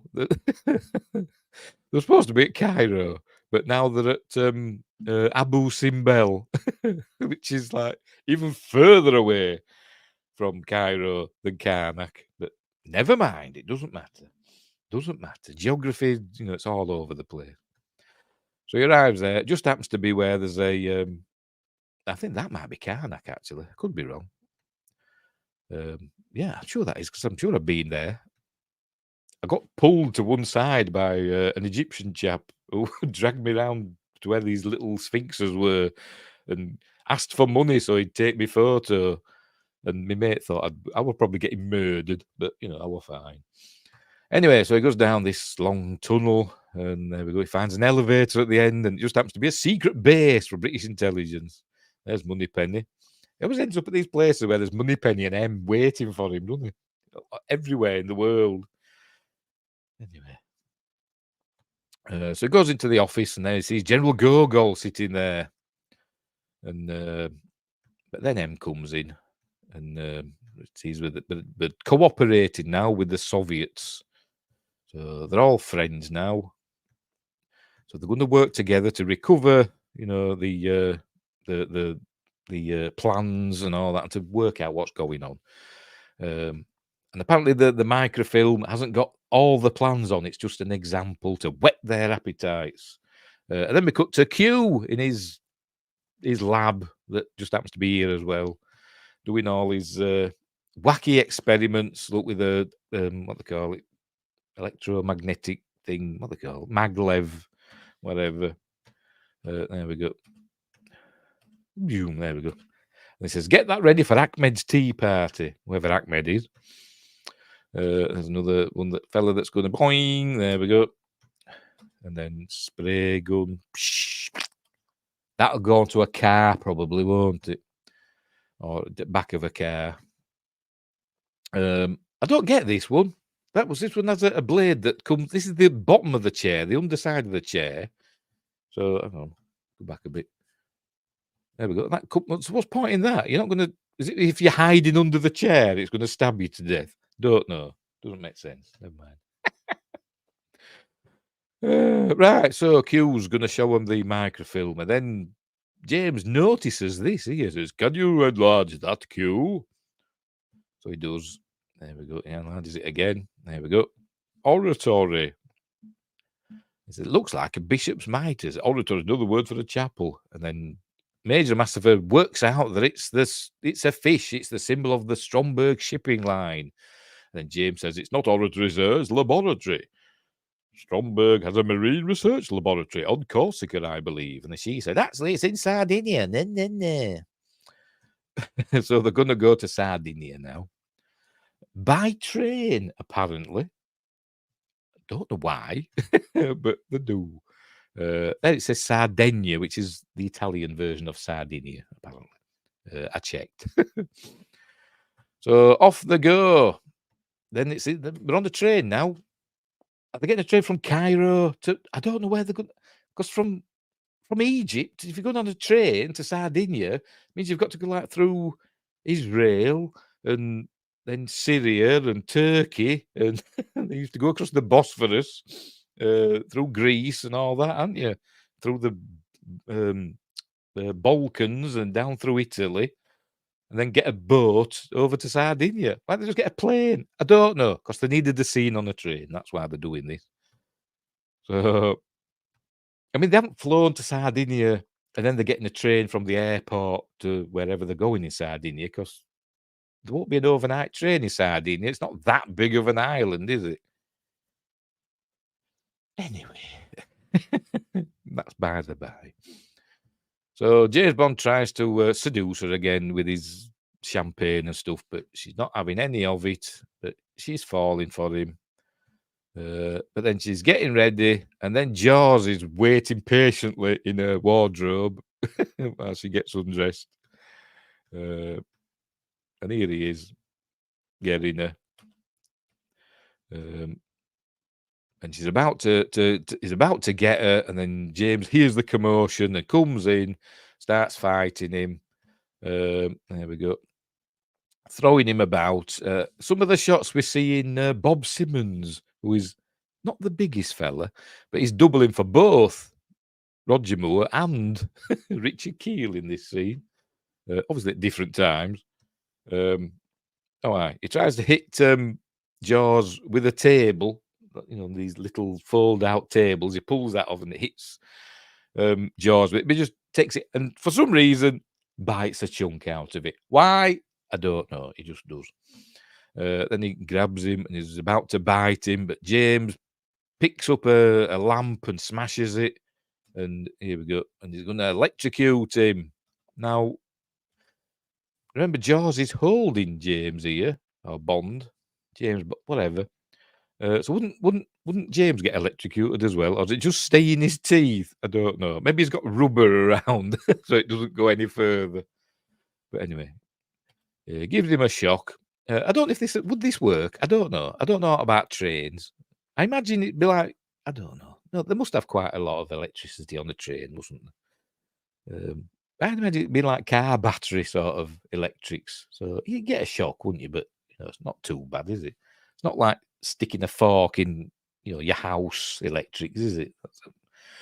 But anyway, gives him a shock, and then it allows him to overpower him, and then it cuts to Bob Simmons, who's not, as I said, not the biggest of chaps, but so Richard Keel's like over 7 feet, isn't he? But he says it doesn't matter because I'll be bent over. He goes through a plate glass window of real glass. Here he goes, ping, and there you go. So that was Bob Simmons, who's about 3'2", compared to Richard Keel, anyway. But he's fine. There he is. He's rolling down the banking. He's fine. He gets up. There we go. Dusts himself off. He's like immortal, isn't he? He's immortal. So anyway, so she's looking very lovely and distressed. Because the wind has smashed, so all the wind's blowing her hair, making her look lovely. So they're going to do it now, basically. There we go. Says, what am I going to use for a bandage? Because he's got a cut. Says, oh, what about this? Takes her top off. There we go. Then we cut to Sardinia. They've got there by train. Some sort of sea train. I know trains can go on ferries and stuff. I don't know. But then they're going by Pony and Trap to somewhere.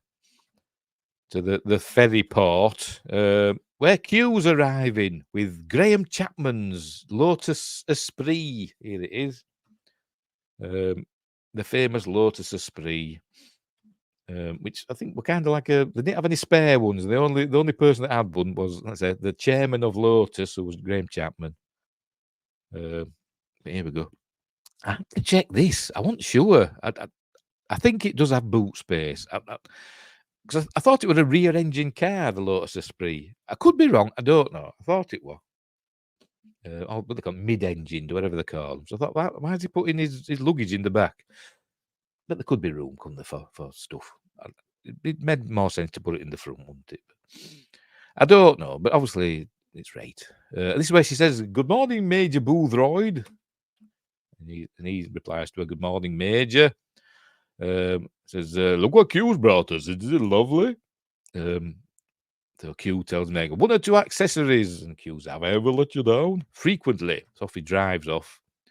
So they go to the hotel. I presume this was filmed in Sardinia. Could have been, I don't know. This is where we meet the lovely Valerie Leon, another one of my crushes, teenage crushes. I met her, got a photo with her. I haven't got all my photos ready, have I? I met Caroline Munro as well, but I haven't got a photo with her. But I've got a photo with Valerie Leon. Anyway, so they've she's the receptionist. They've got a double room with 2 bedrooms. And Moneypenny being over efficient because they're pretending to be husband and wife, by the way, Mr. and Mrs. Sterling. So anyway, we learned that he's been granted an audience with Carl Stromberg. He's pretending to be a marine biologist, is James Bond. And this is where we meet Caroline Munro again as Naomi. I'll just say Naomi from now on. So she arrives on a boat. Looking lovely. There she is. And Bond says, what a handsome craft. Such lovely lines. obviously not talking about the boat. Right, so she's collecting them to take them to Atlantis. Here they go. And so is it going to show it? Here we go. Din, din, din, din, din, din, din, din. There it is. Look, it's real, is that? Honest. So they arrive to another cool Ken Adams set. They go in the elevator. But Naomi's going to look after Anya. So up he goes for his meeting. Pardon me. He's looking at the fishes, and then he sees a hand somewhere. There we go. He sees a hand. Presumably, that's from his some clothes as well. Presumably, this is from the assistant that got eaten by the sharks earlier. They didn't quite finish her off. But anyway, I don't know what the point of this meeting was, to be completely honest. But they're just getting the lay of the land, I suppose. But they just meet for like 2 minutes. He doesn't like to shake hands because of his webbed fingers. But James Bond tries anyway. But he asks him, "Can you tell me what that fish is?" And he looks at I think it's a lionfish. There we go. But obviously James Bond knows what it is because he does his research. And he says it gives it his Latin name and all that. I think it's a lionfish. Says, "Oh, you know your subject." No, he says that, not James Bond. Because you know your subject, Mr. Bond. But, there you go. Oh, Mr. Sterling, sorry. He doesn't know he's Mr. Bond yet, does he? Well, he does. He does know. He knows he's being duped. But anyway, so just has a look. There we go. Blah, blah, blah. And then he goes. So thank you for your time. Oh, he shows him what he's wanting to build, a city under the sea with Atlantis as the center point. But it's soon to be a reality. But then I'm going now, he says. So see ya. And this is where we get a look at the model of the Liparus in a minute. Is it going to show us it? No. There we go. A model of the Liparus. Obviously, when we see the ship, they were actually going to try and hire or rent or whatever a ship. I think from Shell. I think we're from Shell. Because they had a ship that were available. That wasn't doing anything at the moment, and they were actually going to film it all on a real ship, all the explosions and everything. But then they learned that an empty oil tanker is more dangerous than a full one because they've got lots of gas inside. So instead of doing that, and also the insurance was a bit much. It was like $20,000 a day, something like that. I said, well, we can't afford that. So they ended up, Derek Meddings, do your magic, and he did. He built a massive 30-foot long. I think it was 30-foot long. Model, not that one, a big one for all the explosions and stuff. So that's what they did instead of using a real one. I think it got a nomination for special effects, visual effects. I think it did. I don't think it would. I think Star Wars won in it over it. Anywho. So this is where, there you go. It says James Bond and the woman's major massive Russian agent, Soviet. But he tells Jaws, let them get to shore, then kill them. So they're off out for a drive now. And then James says there's something unusual about the shape of the bows of the Liparus. Because obviously it opens up. So being a sailor, he knows his stuff. But then there's being followed by this chap on a motorbike. And there you go, she notices. And he goes, that bike's been following us for the last mile. About a mile. But it might just be going the same way, for all you know. I'm sure I've been followed by a car for more than a mile if we're just on the same stretch of road. But anyway, whatever. But so they're being followed by this motorbike with a sidecar, and the sidecar part is like a rocket launch thing with explosives. They get stuck behind this truck of not duck fur. Ducks don't have fur, do they? Duck down or whatever. And he fires his. He was going to fire it. Here it comes. His sidecar explosive thing. But they get round just in time. And the explodes in the, I'm going to call it duck fur from now on. There we go. We'll say there's pillows in, shall we? And the motorcyclist goes through, gets them all stuck to him, and goes off the cliff in a dummy style. So that's one henchman down. He says, all those feathers, and he still couldn't fly. That's what he's just about to say it there. But then what happens? Then I think Naomi arrives in a helicopter next. Or is it... it might be Jaws next. It's Jaws next. Jaws next in another car. Naomi's last. Here he is with his teeny tiny gun. Probably quite a big gun, but it just looks teeny tiny in Richard Keel's massive hands. So he's shooting at him. And here we go. Yes. Remember that thing I showed you earlier on where it sprayed the thing, and I said that'll be going in a car. It's going in this one. There we go. So they can't see where they're going, so they go off the road. Instead of hitting the brakes, right, they just hit the brakes. Just stop the car. No. Giving it all that. So off they go, over the cliff, and into this poor fella's house who was just having a drink of wine, drink of red. And blows his house up, and he's giving it all, Mamma mia! Oh, he's been all Italian. Blah, blah. I can't speak Italian. I presume all the others in the car are dead, but not Jaws. See, he just comes out, look, dusts himself off. He's fine. By the way, the metal teeth, he couldn't keep him in his mouth for like more than 30 seconds to a minute. They made him, gip, gag. They were really uncomfortable. They tried to make him as comfortable as possible, but he couldn't hold him in his mouth for very long. So probably is the takes that you see him are probably not that long. Is there? Not big long takes. Right, Naomi arrives, Carolyn Munro, and we see her die. But anyway, so she's shooting at them from a helicopter, chasing them down. And she flies alongside. Here we go. So they have a good look at it. Oh, it's Carolyn Munro. Fresh off 3, 2, 1. Remember she used to do that with Ted Rogers. If you're in the UK, you know what I'm on about.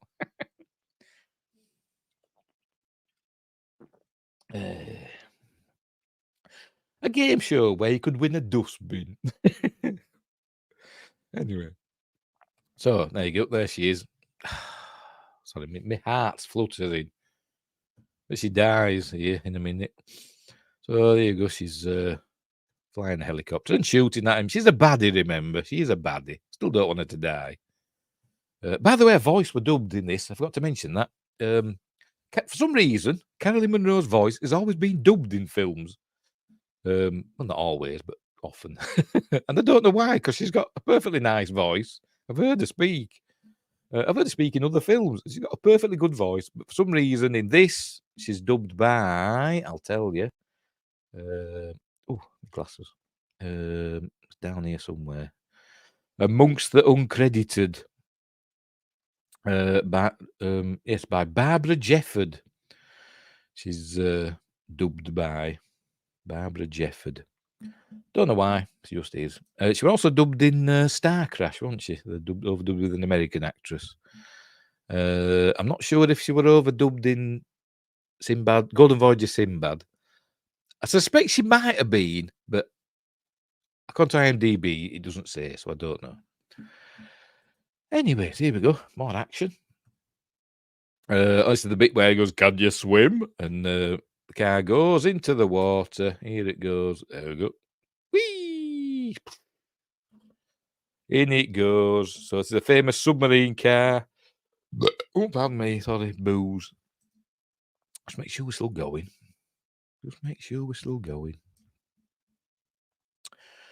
Yep. I'm just checking all the different things. Oh, and Good Citizen Reigns says Merry Christmas. And I'll just reply to him. And to you. For some reason, the Rumble chat doesn't show up in the StreamYard chat. So, there we go. So welcome to the show, good citizen Rains, if you're still there. I don't know when you sent that message. It doesn't give us a timestamp. Does it give me the option of timestamps? No, it doesn't. Never mind. Right. Anyway, where were we? Right. So it's become a submarine. Now it's going to become a submarine in a minute. Obviously, they didn't make a real submarine. They got several. They made shells, that look like the Lotus Esprit. Obviously, they didn't drive Graham Chapman's car into the water. But they made several shells. I think he said 5. Derek Meddings, I think he said they had 5 shells. A couple of them full-size ones, but some of them model ones. But as we see, they've got different ones for. Obviously, there's that one that's in the water now, and then this one. Oh, I missed a bit now. Just a minute. Hang on. We missed. There we go. A different shell for when the tires go in. So that's one shell. And then another one, there you go, for when the fairing or whatever it is comes out, covers up. Another one for that. Why do they need a whole other shell? It's just you've just seen part of it, aren't you? But I don't get it. And then another one when they come out. Why do you need a whole other shell? Why can't you just film the thing with, why can't it just that bit be different, and they just film it at separate times, Do the wheel going in, get it out of the water, put the, take the wheels off, put the thing in that's going to close up, this part, the fairing, put it back in, film that bit, take it back out again, and then do this bit. Why does it need a whole other new car? But it did. They had about 5 different shells. And then they had another one that had a motor on, an engine on the back, which we see in a minute. Oh, well, we do. But that were actually full of water inside. It had somebody inside steering it, but they were like in, scuba gear and stuff. But anyway, so they're underneath, and Naomi's hovering above, and then we learn that it's got a missile, surface-to-air missiles. Here we go. There he goes. He's getting ready with his gear stick missile launcher. There we go. No, not Caroline Munro. Don't blow up Caroline Munro, for God's sake. Oh, God. But anyway. So, off they go. Then we got more cool music. I'll unmute this. More cool music from Marvin Hamlish, where they're looking at the wonders of the ocean. In a minute.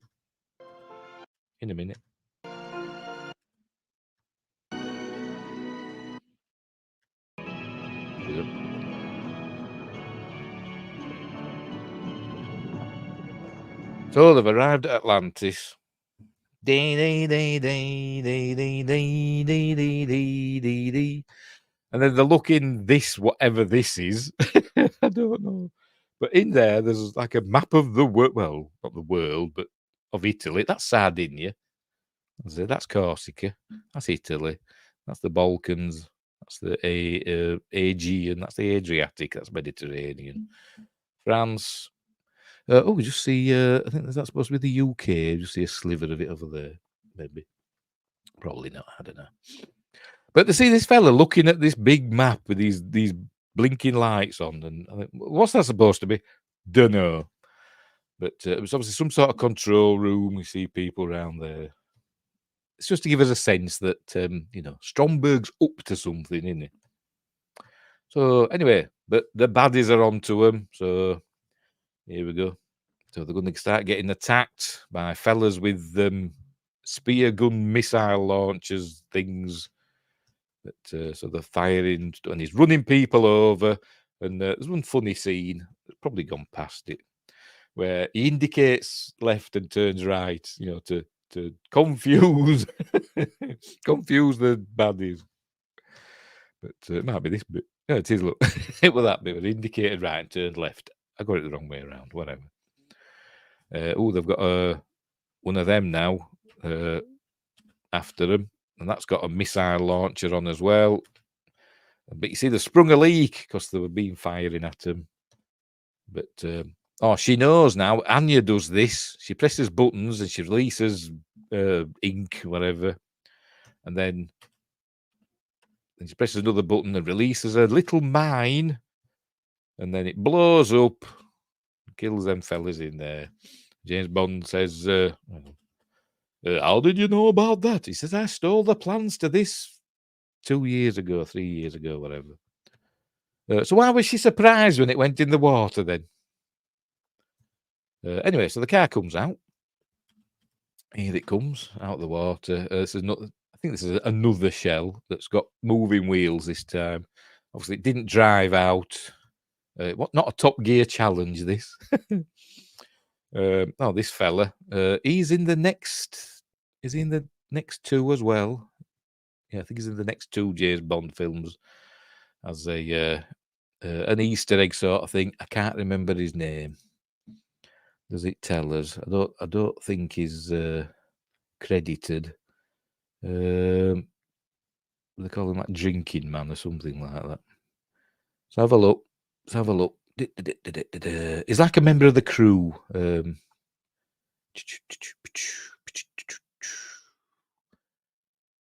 Could be Broccoli's somewhere. Not on here. Tourists sunbathing at Sardinian poolside. Could be Broccoli. There we go. Cool. Anyway. I don't think I can't remember his blooming name. No, he's not going to be there. I don't think he's credited at all, to be completely honest. Just bear with me.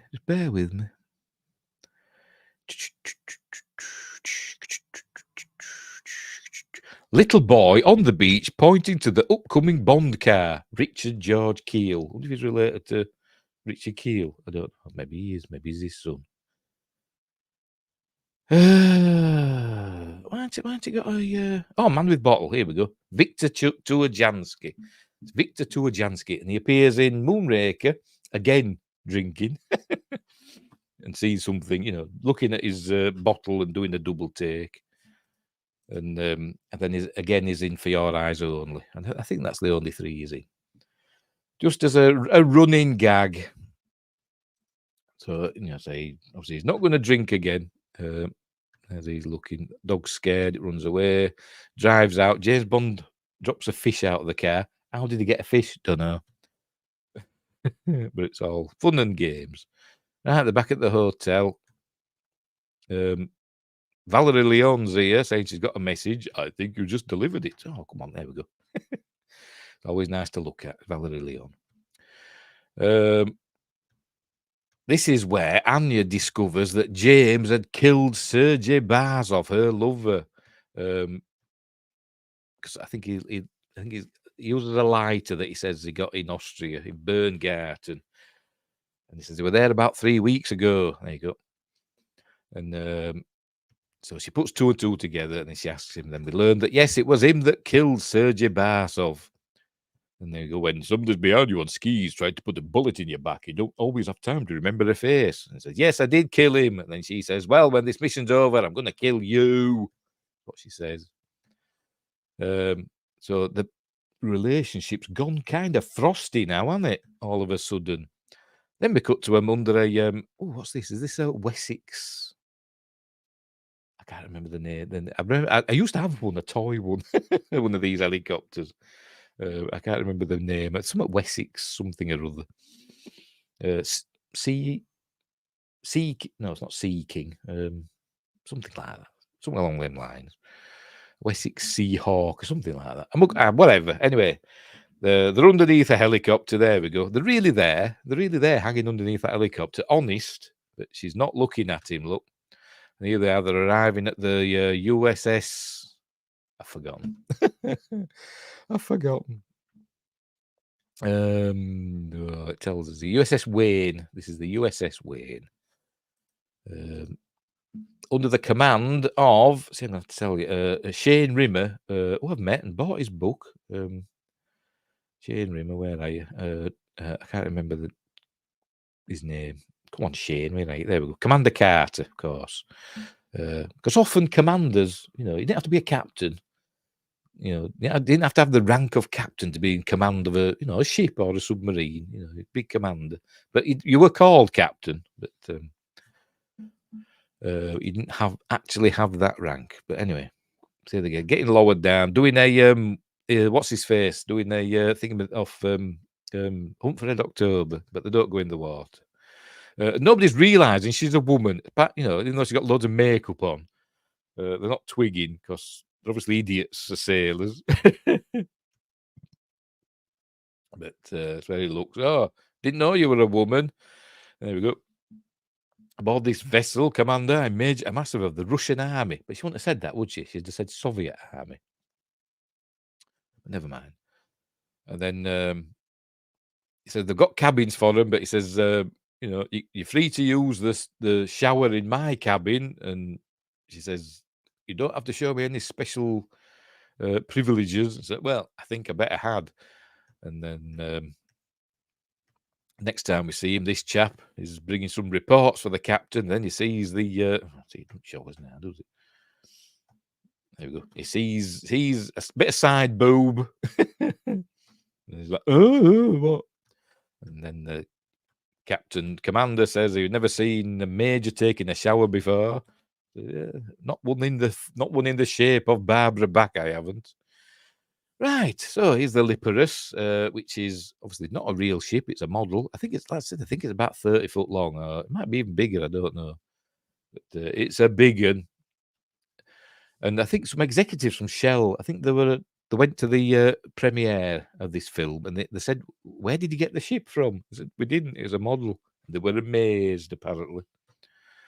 But here we go. There it is. I don't know why they didn't know. You can tell it's a model. It's a good one, but you can tell, can't you? Anyway, so they find the ship. Now we've got to see it. It's in front of them, and then suddenly, I don't know how, it gets behind them. Must be really fast, this ship. This is where he's saying they're getting ready, and he says, "Which bullet has my name on, the first or the last?" And she says, "I've never failed on a mission, Commander." And he says, "Well, one of us is going to be disappointed because neither have I." And just as he says "I," all the lights go out. Obviously, the Liparus is gonna get him. So the surface, but then somehow I said the ship was in front of them, but now somehow it's behind them. Maybe it's pulled them round. Maybe it's got a tractor beam. I don't know, but it's behind them all of a sudden, and it pulls them in, or swallows them up, or whatever it does. I'm going to say it's got a tractor beam. So there. But in they go. There goes. That's impossible. But as Dr. Hans Reinhardt would say, the word impossible only exists in the dictionary of fools. Anyway, so here behind the big Bond stage, 007 stage, that Claude Renoir couldn't see the end of. And all the lights come on now in a minute. There we go. So we've got 3 submarines. That one's the Soviet one, the Potemkin. This one on the right is the Ranger, the HMS Ranger. These two, the two end ones are the ones that the baddies are going to use. Right. So to get the crew out of the USS Wayne, they threaten them with the cyanide gas. So they come out. They're putting a limpet speaker on. There we go. So they've got to evacuate the sub. So out they come, and they've got to hide Anya. But again, they don't realise she's a woman until somebody knocks her hat off. She's obviously a cabin boy, isn't she? She's a young boy. That's stupid. But anyway, so they're getting the Stromberg crews into the other submarines, ready to go off on their missions, and loading nuclear missiles, Polaris missiles. I presume they're loading Polaris missiles into the HMS Ranger. And I'm sure they fire a Polaris missile from the Soviet one as well. But would you be able to? Because they'll have their own sort of missiles, won't they? What a Polaris ones, will they? And you think they'd have their own launchers? I don't know. But whatever. It's only a James Bond film. Stop overthinking it, Steve. So they have a bit of a fight. One of them knocks her hat off and she whacks him, and so they all start fighting. But they're overpowered. And Stromberg says, "Bring those 2 prisoners to me." And they put the crew of the USS Wayne, imprison them somewhere on the ship. There we go. They're bringing a Polaris missile to load. I'm pressing the wrong button. There we go. Right, so he's going to do his what's the word? Exposition scene now. There we go. At 12 noon, they will have reached firing positions, and they get a long way. I don't know what time it is now, but it's sun's up, so it can't be. It must be like I don't know. It's in August, isn't it? So we say it's like must be like 6 o'clock. So they're getting 6 hours. I'm going to be generous here. I'm going to say it's 6 a.m. And so they've got 6 hours to essentially get across the Atlantic. What submarines are there? Is it Sequest, DSV? I don't know, but anyway, whatever. Don't overthink it, Steve. Don't overthink it. So they're going to get into firing positions, and then they're going to fire missiles and destroy New York and Moscow, and then they'll think the powers will think there's an attack, and they'll destroy each other, and the world will be destroyed in a nuclear conflagration, and Stromberg will rule the world from under the sea because he thinks he's Neptune. And then Bond says, "All right, you made your point. How much do you want?" And he doesn't want $1 billion. He don't want that. He says, "You're deluded, Mr. Bond. He just wants the world to burn, and his kingdom will be under the sea, and it'll be fine." That's how he's thinking. Excuse me. Right, so the other submarines are heading out. There we go, showing them going out. There we go. Off they go. They're gonna. Stromberg's gonna take Anya back to Atlantis with him, and he's gonna put James Bond in with the other prisoners. There you go. Taking a. He said, the other seat. Glad it landed on it. As I said, he says it again. Au revoir, Anya. He's not saying goodbye because he's got got the feeling he'll meet her again. So he's telling her we will meet again. Because that's what that means in French. So off they go. So they're going to take James to the others. But meanwhile, this bizarre way of getting off the ship. Off that go. Looks dangerous, this, doesn't it? I mean, how high up are they? And then they just boom. And they're fine. Why are they looking backwards? Don't know. Anyway, they're off to Atlantis now, wherever that is. Well, it's in Sardinia, isn't it? So they're going to travel in a speedboat because it shows where the Liparus is on the map. It's somewhere in the North Atlantic. Well, so somewhere west of the Straits of Gibraltar, somewhere. So they're going to get to Sardinia, which we'll say is 500 miles minimum from where the Liparus was. They're using Game of Thrones transporting thing, beaming from place to place. That's what they're doing. Anyway, James Bond escapes his captors and shoots them and beats them up. And they're all shooting at him and missing, obviously. Then he overpowers a fella in one of these monorails because it's a Ken Adams set, so they've got to have monorails, haven't they? So he gets these, beats them. Hang on. That's not Roger Moore, is it? There's nothing like him. Looks more like Lewis Collins, doesn't it? Unbelievable. The power of pause. Anyway, comes in, there's James, shoots these two fellas who were just doing the job, just watching these lot. But, they're dead now. So he frees the crews of the HMS Ranger and the USS Wayne, and they storm the armory. And so they trying to take over the ship. But the captain and these all seal themselves in the bridge. We'll call it the bridge. I don't know if it is. Whatever. Control room. And so So they can't get in. Here we are, the storming. They can't get through this metal thing that's super strong. They're all shooting and blowing stuff up, look. And people going into the water and all that stuff. And I think they throw some grenades at the whatchamacallit, the metal barrier. So he's going to try and get through, but they're going to get mowed down, look, by men with guns. They throw some grenades, look, and but it don't do anything. So James says, "Let's get to the armory. I need a nuclear missile." And Shane Rimmer says, what? A what?" Well, he doesn't say it like that because he's Shane Rimmer and he talks like that, doesn't he? Because he's Scott Tracy. Anyway, so they get this Polaris missile, and James just wants the detonator out of it because that'll obviously be a powerful enough explosive, just the detonator to get through the barrier. And obviously Shane Rimmer knows naff all about Polaris missiles, even though he's the captain of a submarine that's probably got Polaris missiles on, but he knows bugger all about. Apparently, James knows more than him. Anyway, see, they've got her back at Atlantis and they've tied her up because there you go. You have a tendency to violence that has to be controlled, and it's a bit dodgy, that, doesn't it? Oh, he was just sitting down.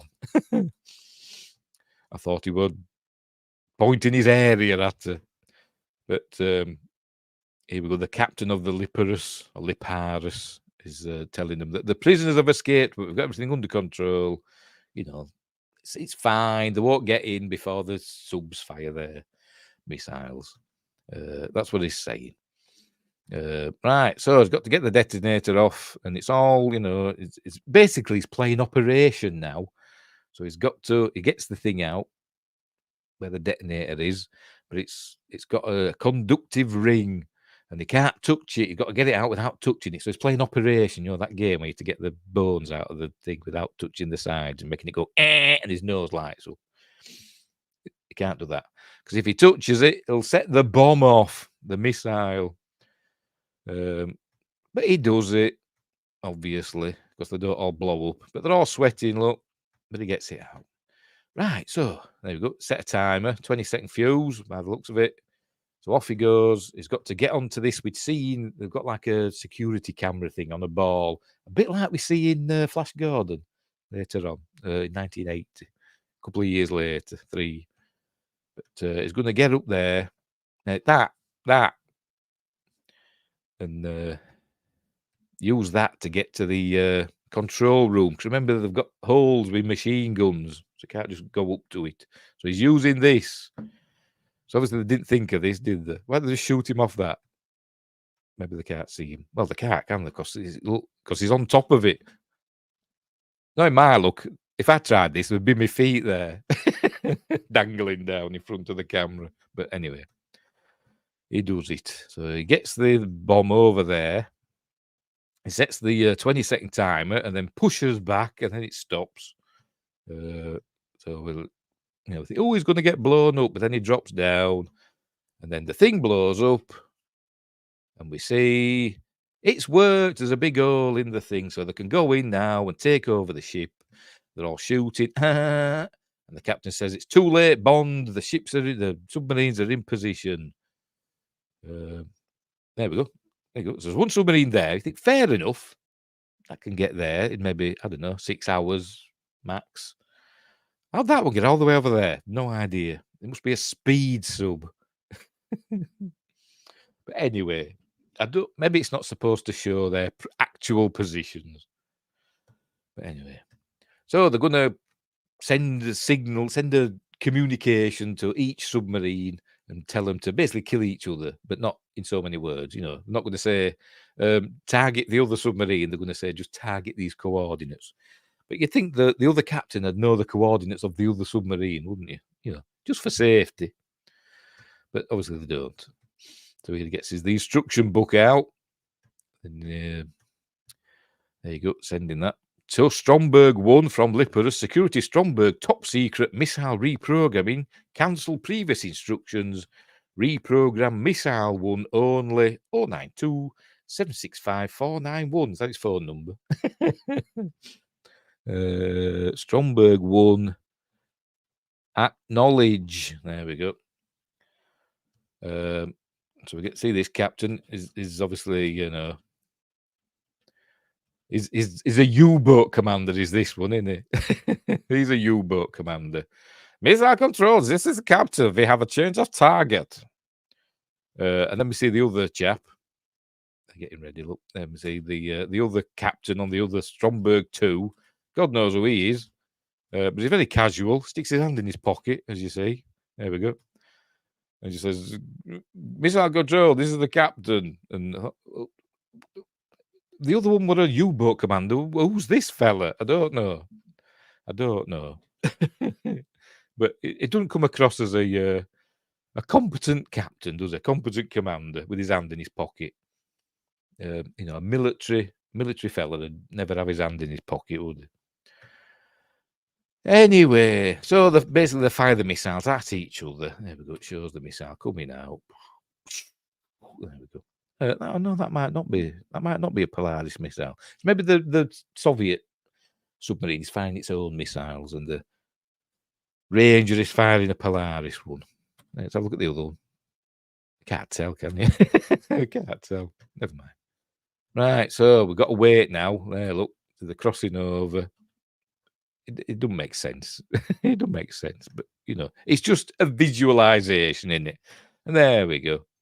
Then we see a stock footage nuclear explosion, and there another one. Two nuclear explosions. So we have two Godzillas roaming around the North Atlantic now.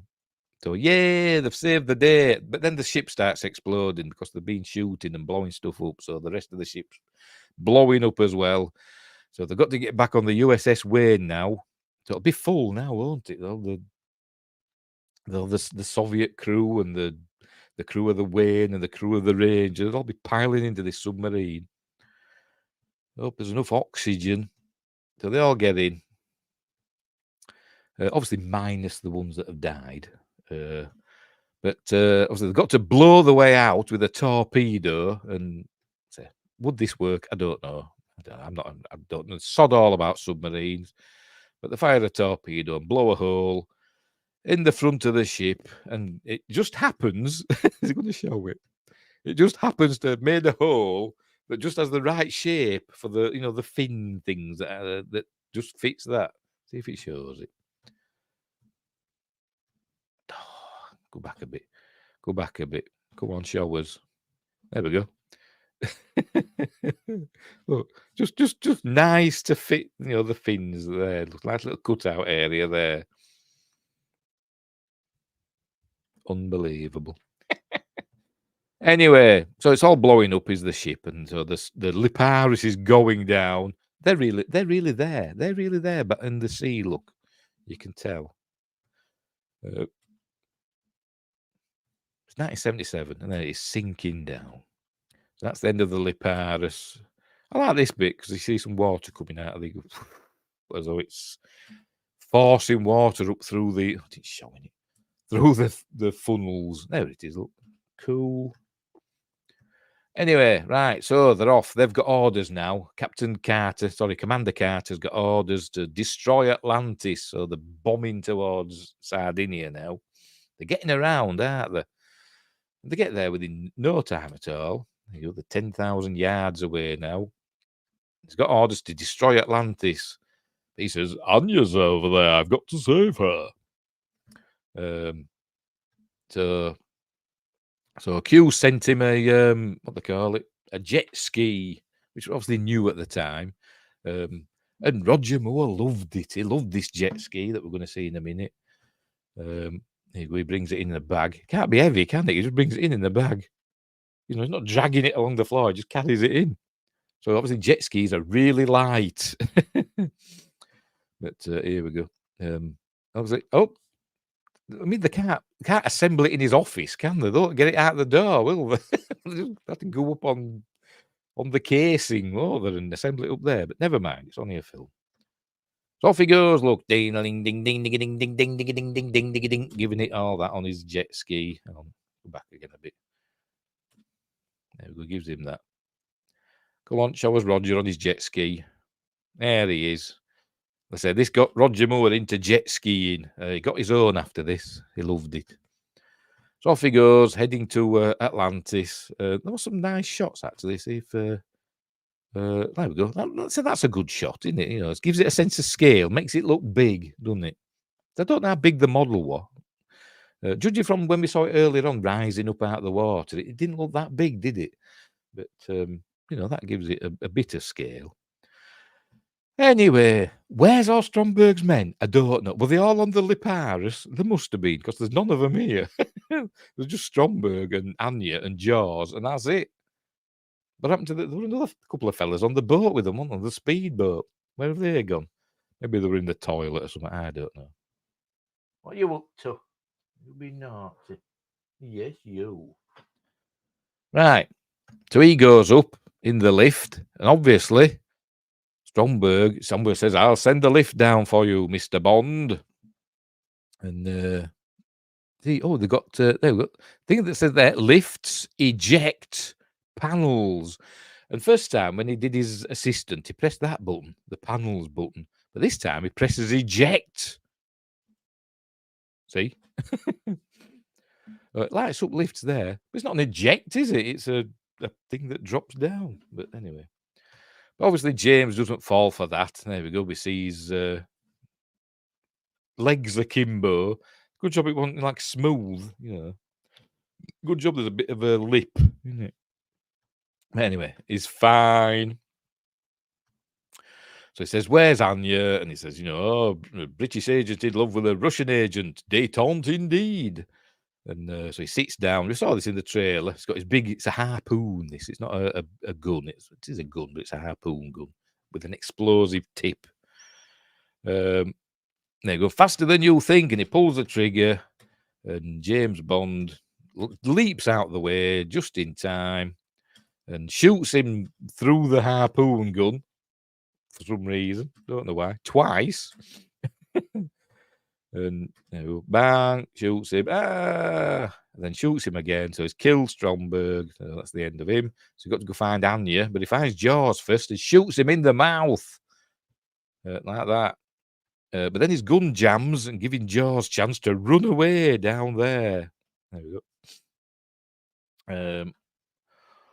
So they have a bit of a scuffle. He gets away and they end up in this area where the sharks are. See where the sharks are. There just happens to be a big electromagnet there that they use for, I don't know, lifting things, metal things.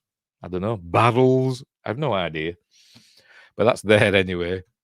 So they're fighting. And then he notices this. So he maneuvers it above Jaws, and he tells it goes like that, and Jaws looks up and he turns on the magnet, and Jaws sticks to it. So he maneuvers because he's got metal teeth, remember, and then he maneuvers him over the water, drops him in. There we go. Turns off the magnet, drops him in the water with the sharks. But obviously, he's just going to eat some sharks now, isn't he? Jaws versus Jaws. I bet they said that in the script or in the treatment. Jaws versus Jaws. But there Jaws wins. He's fighting the shark. Look, you know, he's fine. Right, so the 5 minutes overdue from destroying Atlantis. So he's got no choice. He's got to fire now. So it fires a torpedo. Off it goes. Starts blowing up Atlantis. So they've got to escape. They find an escape pod. There's another torpedo. Look. Torpedo in the water. What have you heard that on? I don't know. But I've got a nice bit of Barbara back cleavage. They get into an escape pod thing. There it is. And escape. Jaws has escaped, by the way. He swims away. We might see him in a minute. But remember, she's going to kill him because she doesn't love him anymore because he killed Agent Sergei Barsov. So she picks up the gun. There you go. The mission is over, Commander. She's going to pull the trigger. He's got the champagne bottle in his hand. And as she pulls the trigger, the cork pops out and he looks all surprised and she smiles. Look, she can't help herself because she does love him, really, because it's called The Spy Who Loved Me. And so they have a kiss and stuff. And there we go. Jaws is alive. He swims away because he's immortal. He's like Wolverine or something. I don't know. But anyway, they get picked up by the a ship. I don't know which ship it is, but a ship. And here we go. All right. When it went up, it had like a big, like a stabilizer thing underneath it. But when they get in this thing, obviously that's not there anymore because it just floats inside like that. Maybe it breaks off. I don't know, but it doesn't show us. But here we go. They see him canoodling. Bond, what do you think you're doing? It's the famous line, keeping the British end up, sir. And then we get the different version of Nobody Does It Better, which goes like this. Makes me feel sad for the rest. Diddly diddly dee. Nobody does it half as good as you.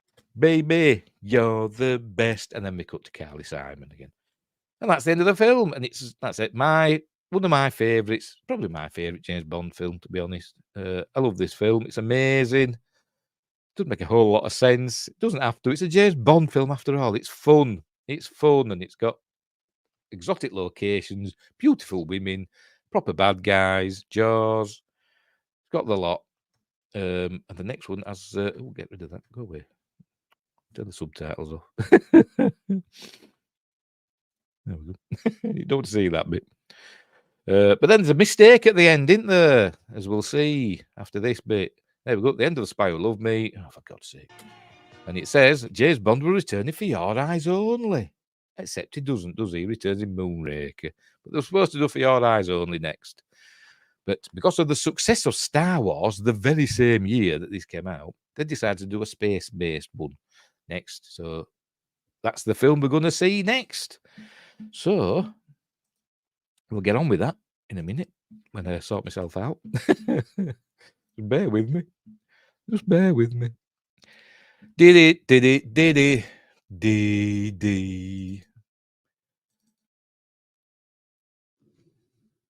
Shush. Pressing the wrong button. Hang on, there we go. Mute. But first, we need to see the trailer for it, don't we? That's what we do around here. That's how we roll. So here we go. So we'll watch the trailer. So I'll get rid of myself. Here comes the trailer for Moonraker. Are you ready? Make sure the audio's up. Yes, it is. Right, here it comes.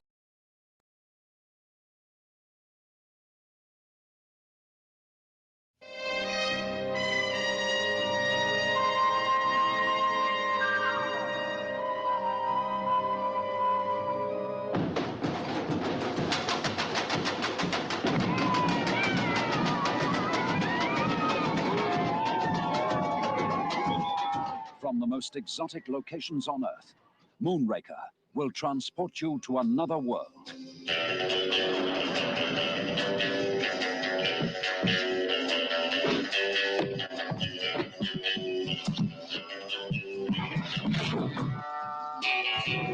Trifle overpowering your sense. Holly was a warm girl with the right connections. This possibly be the moment for us to pool our resources. We would be better off working together. More excitement, more thrills, more spills.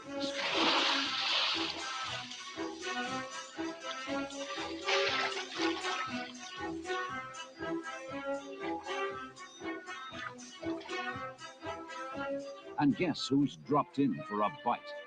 Jaws is back.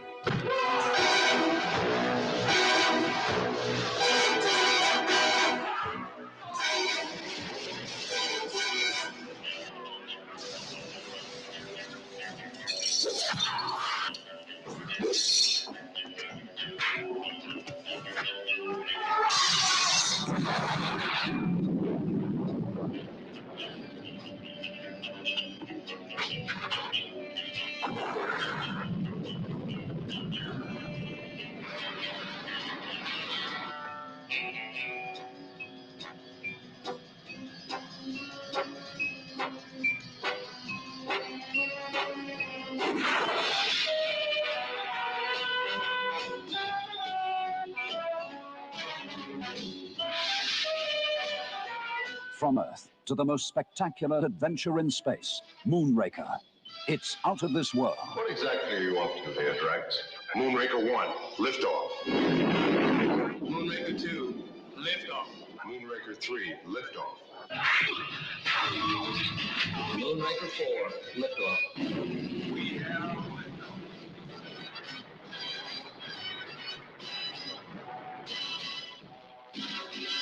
What's that? An entire city in space.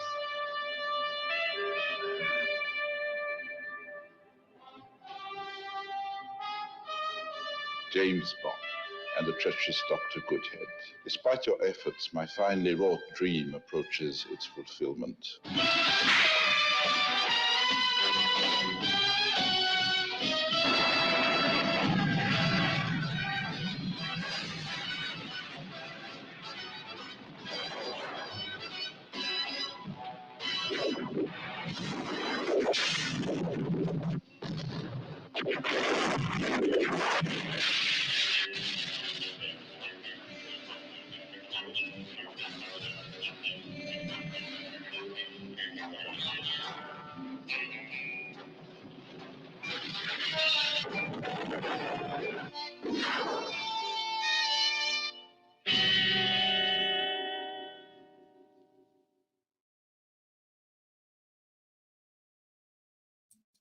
Right, I'm back. I'm back. So there you go. That was the trailer for Moonraker. As I said, hang on, let me get rid of that. There we go. As I said, Moonraker. Where are we? Again from 1979. Again directed by Lewis Gilbert. Going back to space. Remember, he did space in You Only Live Twice back in 1967. Screenplay by Christopher Wood. Again, remember he did Spy Who Loved Me as well. Based on the book Moonraker by Ian Fleming. This time they were allowed to use, the story of the book, but they did change it. In the book, it's just like an ICBM missile that's to destroy London or something like that. But in this one, they changed it to space shuttles because the space shuttle, were a new thing back then, and they were hoping that the actual shuttle were going to launch into space around the time when this film came out in 1979, but it turned out it didn't work out like that. It launched in 1981, didn't it? The not USS, the Space Shuttle Columbia in 1981. Obviously, it stars Roger Moore, obviously, Lois Childs as Dr. Holly Goodhead, Michael Lonsdale as Hugo Drax. I've heard him referred to as Sir Hugo Drax, but he's French, isn't it? So they don't have sirs, do they? Richard Keel returns as Jaws. Corinne Clary as Corinne Dufour, who's another one that gets a voice overdubbed, and Bernard Lee in his last role as M. He would pass away before they could do the next film. Where are we? Bernard Lee's final outing as M. Lee was scheduled to reprise his role in For Your Eyes Only, but was admitted to hospital in November 1980, diagnosed with stomach cancer. He then died in January 1981 before any of M's scenes could be filmed. Oh dear. So that's when I've got his name now. Jeffrey Keane would take over as M. The former Admiral Hargreaves becomes M in For Your Eyes Only. Right. Oh, and the budget for this, a pretty hefty budget for this one, $34 million. This is in 1979. That's more than almost 3 times the budget of The Spy Who Loved Me. But obviously, it had a lot of effects and stuff like that. But visual effects, but not visual effects like you see in Star Wars.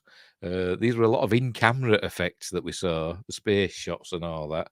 Obviously, it had the lasers and stuff, but but a lot of model work. And I think $34 million. I think I said this came out in 1979. Empire Strikes Back came out in 1980, and I think that had a smaller budget. I could be wrong, but I'm sure that had less than the $30 million, but I could be wrong. Anyway, right, so let's get on with this one, shall we? Let's get on with this one. Oh, and Moonraker was the highest grossing, made the most money of any Bond film until I think probably GoldenEye, the Pierce Brosnan era. So it did well, although it didn't get good reviews. But I love it. I love this film. Right, off we go. Let's get on with it. Let's get on with this film. Off we go. Again, not be playing the film, going through it in a series of stills, try and remember the trivia I've learned about it. But we'll go through it. Right. Here we go. Here's Roger doing his gun barrel. Then we open up on a Moonraker space shuttle. That's what they're called in this film, Moonrakers, built by the Drax Corporation. Not is it Rockwell that made the proper space shuttles? I think it was Rockwell, wasn't it? Sure it was. But in this, it's the Drax Corporation that makes America's space shuttles on the back of a 747, presumably flying from California to London or to the UK, because it's on loan from the Americans to the UK. But for some reason, it ends up what happens here is over the Yukon, but yet the pilot's saying we should arrive 15 minutes early. And I thought, well, they're not even halfway there. What's he on about? They're over the Yukon. They're not over Canada. But anyway, whatever. So here it comes. That's a cool model shots. Cool model shots. I had one of these. I had a toy one of these, a Matchbox Moonraker. I think it came in a little set. It had the Moonraker and it had the helicopter that we see later. The Drax helicopter. Here it is. They're saying that we're going to arrive early, but then there's some baddies. They come out of these little, there we go, these thingies. And they're being all sneaky, look. Obviously, that's their direction. Be stealthy. So they're being stealthy.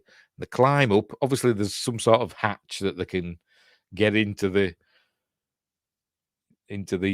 shuttle, without breaking the. If they're at 40,000 feet or whatever, they're not going to depressurize the plane. I don't know. We haven't to think about it. Why are the as you'll see, whatever. If you've not seen it, the shuttle ignition activates and they get an alarm on the plane. It's the shuttle ignition, but they're off. Look, they're flying the shuttle off the back of the 747. And obviously, that sounds good on paper, doesn't it? When they're in the treatment or whatever, said, "This is my idea. We're going to have them flying a space shuttle off the back of the plane, and obviously the exhaust and stuff destroys the plane. It all blows up. Oh, that'd be cool." Yeah, but it don't really make sense, does it? Why are they flying a fueled space shuttle? Obviously, Drax has made sure that it's fueled because it's his space shuttle that he's built or his company's built. So he's obviously made sure it's fueled. But you'd think the pilots would know all this, wouldn't you? They'd know that the weight of the shuttle, wouldn't you? They'd have to know all this for the fuel that they're carrying. But whatever. It destroys the plane. There it goes. But why didn't they just hijack the plane? Because shuttles can't fly, can they? They can't fly the shuttle off the plane and then fly it to wherever they're going to. It's a glider, isn't it? When it's in the atmosphere, it's a glider. So they'll just have to glide it down somewhere and then recover it from wherever they land it. Why don't they just hijack the plane? I don't know. Because it wouldn't be exciting, that's why. Right, so much like the beginning of Spy Who Loved Me, we've got M saying, "That's a catastrophe, minister," or whatever. I'll get our best man on it right away. So here he is. So just a Moneypenny, led by I forgot a bloody name now. How can I not remember Moneypenny, the actress's name? Unbelievable. Lois Maxwell, obvious, yes, of course, Lois Maxwell as Moneypenny, and she's starting to look her age now. I'm sorry, Lois Maxwell's very lovely, and hang on, press wrong button. Oh, see, I've got rid of that now. There we go. I've done it again. God, I'm stupid. There we go. And yes, she's starting to look at it. She's got an old lady's hairdo now, hasn't she? Essentially. I don't know how old she is here. I think think he was in his 50s by now. I think he was like 50. Yeah, I think it was 52 when it was released. With Roger. So obviously he's not getting any younger, and obviously Lois Maxwell's not getting any younger. How many more would she do? She did stay with Roger. They changed her, didn't they, for Timothy Dalton? They got another lass in, didn't they, as Moneypenny. But she stayed until Roger had done. But anyway, all right. She says, is Bond back from that Africa job yet? And she says, he's on his last leg, sir. Oh, there we go. That's his last leg. He's on seducing an air hostess. I think they should do another film. You know, these new James Bonds that are coming out that they're going to make, they should go back to his old missions. And we should learn what the African job is. So he's seducing her, but she's a baddie. He says, I don't think I'll fly with anyone else again. He says, you're so right, Mr. Bond. And she pulls a gun on him. There you go. Then the pilot comes out. For some reason, he's wearing sunglasses. No idea why. And he doesn't seem to be able to see what he's doing because he's just like fumbling about for her gun. Hang on. Go back again. If you watch, he can't see what he's doing. Look, he's no idea what he's looking at. Look, where's he going? Oh, it's there. Look. So he's got his parachute on ready. So instead of just shooting James Bond now, he shoots the plane instead.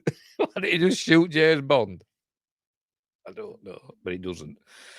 So he shoots the plane, the controls, and you giving it all that. She's putting a parachute on. We don't know what happens to her. We presume because she's got a parachute on, she's fine somewhere, but I don't know. There you go, shoots that out. And then they have a fight. The door opens. See, Apollo Airways. He throws him out, but then as he's looking, Jaws appears and throws James out of the plane without a parachute. That's not James Bond, obviously. Not Roger Moore, obviously. But this is a cool scene.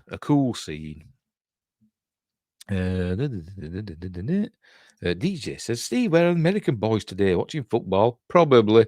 Or doing things with their families. It's Christmas Day after all. Over there. It's early, isn't it? It's early. It's fine. Where were we? They pushed him out of the plane. Off he goes, tumbling down. I can't remember the stuntmen's names. Can't remember. There were two stuntmen. Who one played Roger Moore, the other played Jaws and the baddie. Whose name I don't know. Does he have a name? The bad guy with the sunglasses. By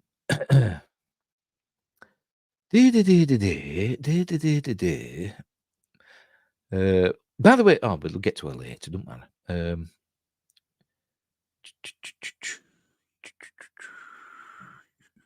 Just bear with me. I'm seeing if he's got a name. The bad guy's just pushed out. You'd have thought it'd been here somewhere, wouldn't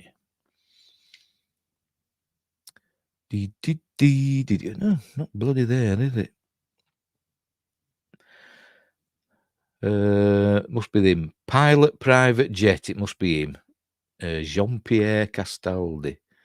But who's the girl? Oh, hostess private jet. Layla Shenner. Oh, right. So it's Jean-Pierre, but it's just called pilot private jet. But I always think of him as he was the baddie of the African job. You know, so you'd thought they'd given him a name. They could have given him a name, couldn't they? Even if we don't eat, even if they don't say it. Anyway, so James Bond's falling out of a plane with. Oh, I'm going to look up the names of the stuntmen, won't I?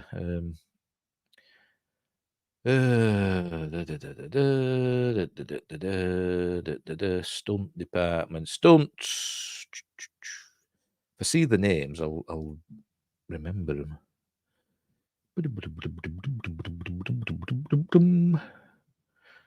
Skydiving, stunt double James Bond. Jake Lombard is the one doing James Bond.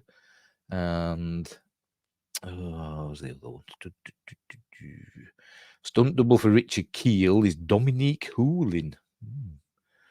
And the other stunt double is, where is he?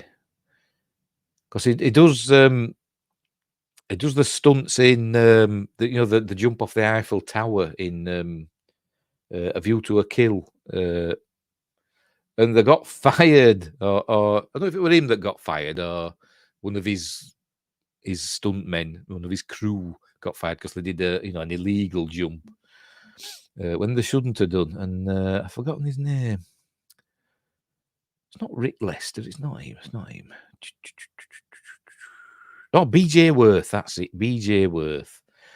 Yes, I think he got fired off A View to a Kill for jumping off the Eiffel Tower when he shouldn't have done. Anyway, I wouldn't say something else. Anyway, they did loads of skydiving. Took a long time for them to do this. They did lots of jumps, and it was a tricky sequence to film because I forgot his bloody name now. Wilson. What's his name now? Me and names. Bloody hopeless. Produced Michael G. Wilson. In the documentary, was saying obviously they wanted a Panavision camera to film all this, but the trouble is because you've got to have another skydiver there to film them doing all this stuff. Hang on, pressing the wrong button. There we go. There's Joe. Film them doing all this stuff. They've got to have like a Panavision camera for the quality and stuff. But truth is, they're quite heavy. The lenses and stuff. Panavision lenses are quite heavy. And they said the stuntmen were saying, and the divers, the cameramen were saying, one of these big heavy cameras with heavy lenses on. When they open my shoot, it'll snap my neck, the weight of the camera, and they couldn't figure out, how to make it lighter. Then, lo and behold, as luck would have it, Michael G. Wilson, I think it was in France, in Paris somewhere, and he was walking down the street, and he saw this camera shop that sold second-hand and used camera parts, and he was looking in there, and he saw like a prototype Panavision lens made out of plastic, a lightweight plastic Panavision lens. So he bought that, and they made like an aluminium housing and stuff for the camera and the film and all that. And that's how they did it. So they were just lucky. They looked out there, didn't they? So, oh yes, another weird thing about this film, before I go any further, most of it were filmed, the studio aspects of it were filmed in France because the government at the time, remember, they just built at Pinewood the 007 stage where they filmed Spy Who Loved Me. They've gone to all that expense of building that stage. Then the government decided they must have closed a tax loophole. And I think at the time it had been the Labour government, wasn't it? Jim Callaghan, Prime Minister, it had been them. And they closed that tax loophole, so they couldn't afford to film in England anymore. But they did do some filming in England. I think Derek Meddings did his effects work at Pinewood, his models and all that in space, all the space stuff. I think all that was done at Pinewood. But the actual live action shots and stuff were all, they went over to France and did it there, which is why we've got Michael Lonsdale, who's a French actor, and Corinne Dufort. Anyway, right, where were we? So there's the pilot skydiving down, and James is going to join him in a minute. Here he is. So he's got to remember, he ain't got a parachute as James. By the way, they devised little parachutes that they could wear. The James, him who's been James Bond without a parachute, they had to make a little parachute that he could hide under his coat, his jacket, so that it didn't look like he had a massive parachute on. So there you go. Where were we? Right, so he heads down to the pilot because for God's sake, he's going to steal his. There's BJ Worth. He's going to. There you go. Wow. He's going to steal his. I left that going a while. I hope I haven't got a copyright strike. I think we're fine. He's going to steal his his parachute. So here we go. So they have a tussle. Some cool music by Barry Gray, not Barry Gray, John Barry. John Barry's back doing the music in this. So it's cool music. So they're having a fight. He gets the excuse me, he gets the parachute off him and kicks the pilot, and off he goes, screaming to his doom. Ah! So James puts the other parachute on and just does it in time. But just as he thinks, everything's hunky dory, Jaws arrives. Dun dun dun dun dun dun dun. Like a beast, comes like a beast out of the. I bet that were hard to do. Hold his arms like that. But here he comes. So he grabs hold of James. He's just about to bite into his leg, and James pulls his ripcord. There we go. And obviously he isn't flying up; he's slowing down, isn't it? But they're still falling. It's perspective, isn't it? It's what's the word? Relative motion, isn't it? They're still falling. He's just not falling quite as fast. So Jaws then pulls. There we go. So James is safe. So Jaws then pulls his ripcord, and it just tears it off. So no. So his parachute's not working. But why don't you use his reserve? Never mind. So he's flapping his wings, trying to fly. That's it. Cool stunts.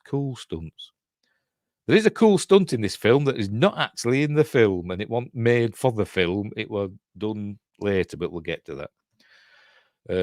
Here's another cool Derek Meddings model. Just reminds me of like Thunderbirds or something like that. Does this? It's obviously little model cars with a model big top.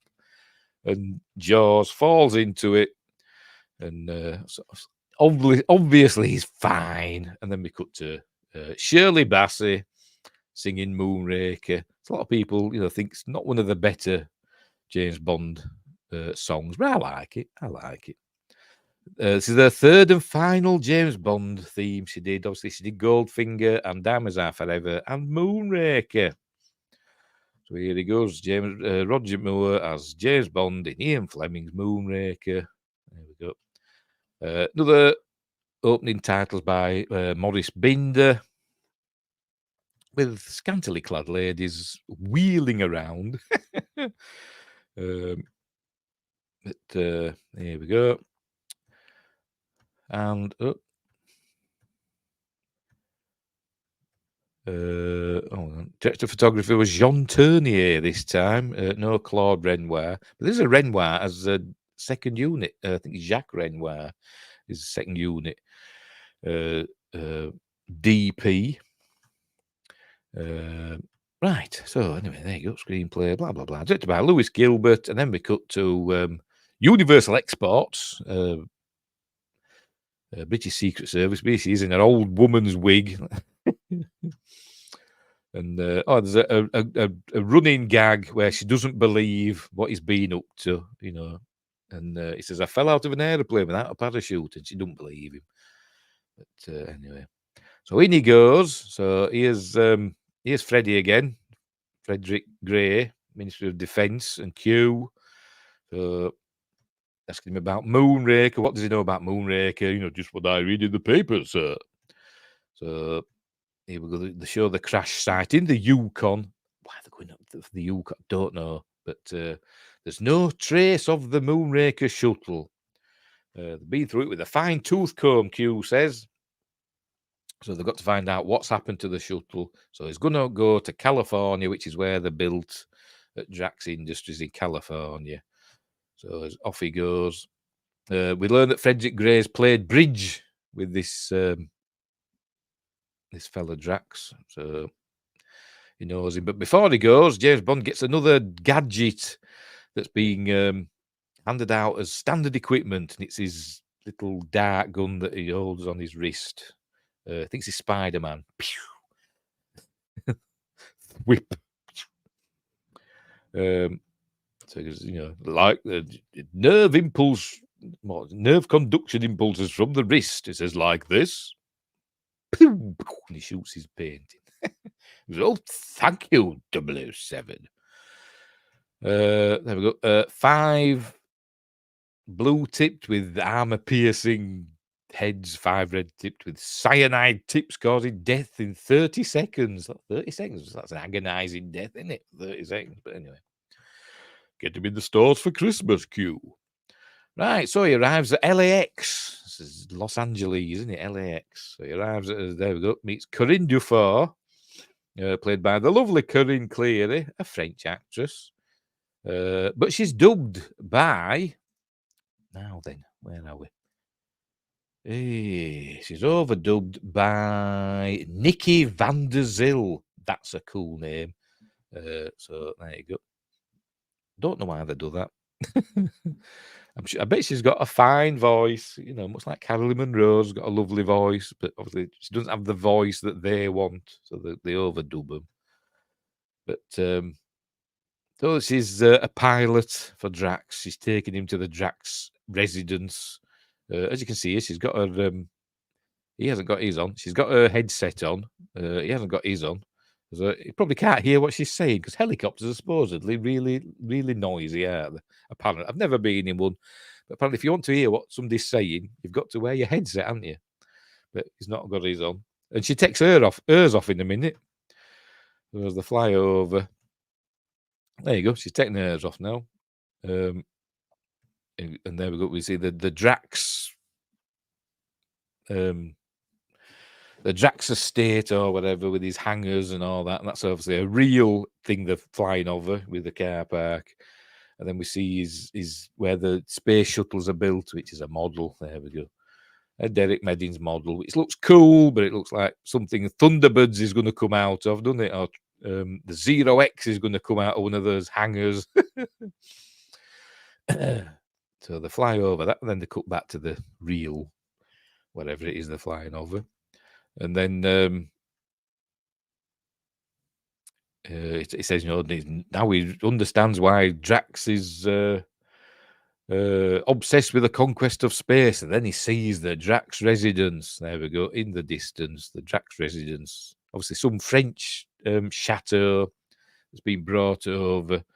This was actually filmed in France, but it's, you know, superimposed in it over the Mojave Desert or whatever.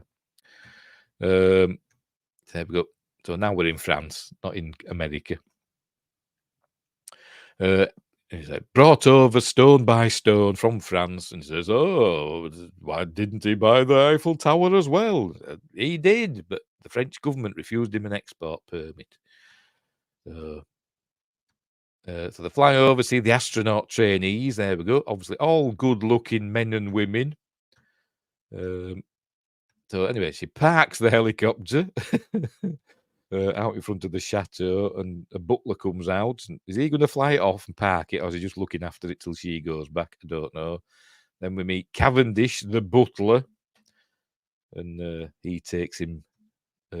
Takes him to see Hugo Drax, who's playing the piano, a somber piece, but they don't interrupt him until he notices. So they introduce him, and it's all nice. And then we meet a woman, you know, who I want to marry. Is he going to show? No, oh, bloody hell. Show us the Countess Lebieski. There we go. And Lady Victoria Devon, who's actually played by a French woman. I think they're all French women. But I don't know. I've got a thing about redheads, and I just think she's gorgeous. Who is she? I can't remember. Lady Victoria Devon. Where the hell are you? There you go. Played by Françoise Gayat. I'm probably mispronouncing that. But I think she's gorgeous. I do. So there. Anyway. So they sod off. They're going into space later.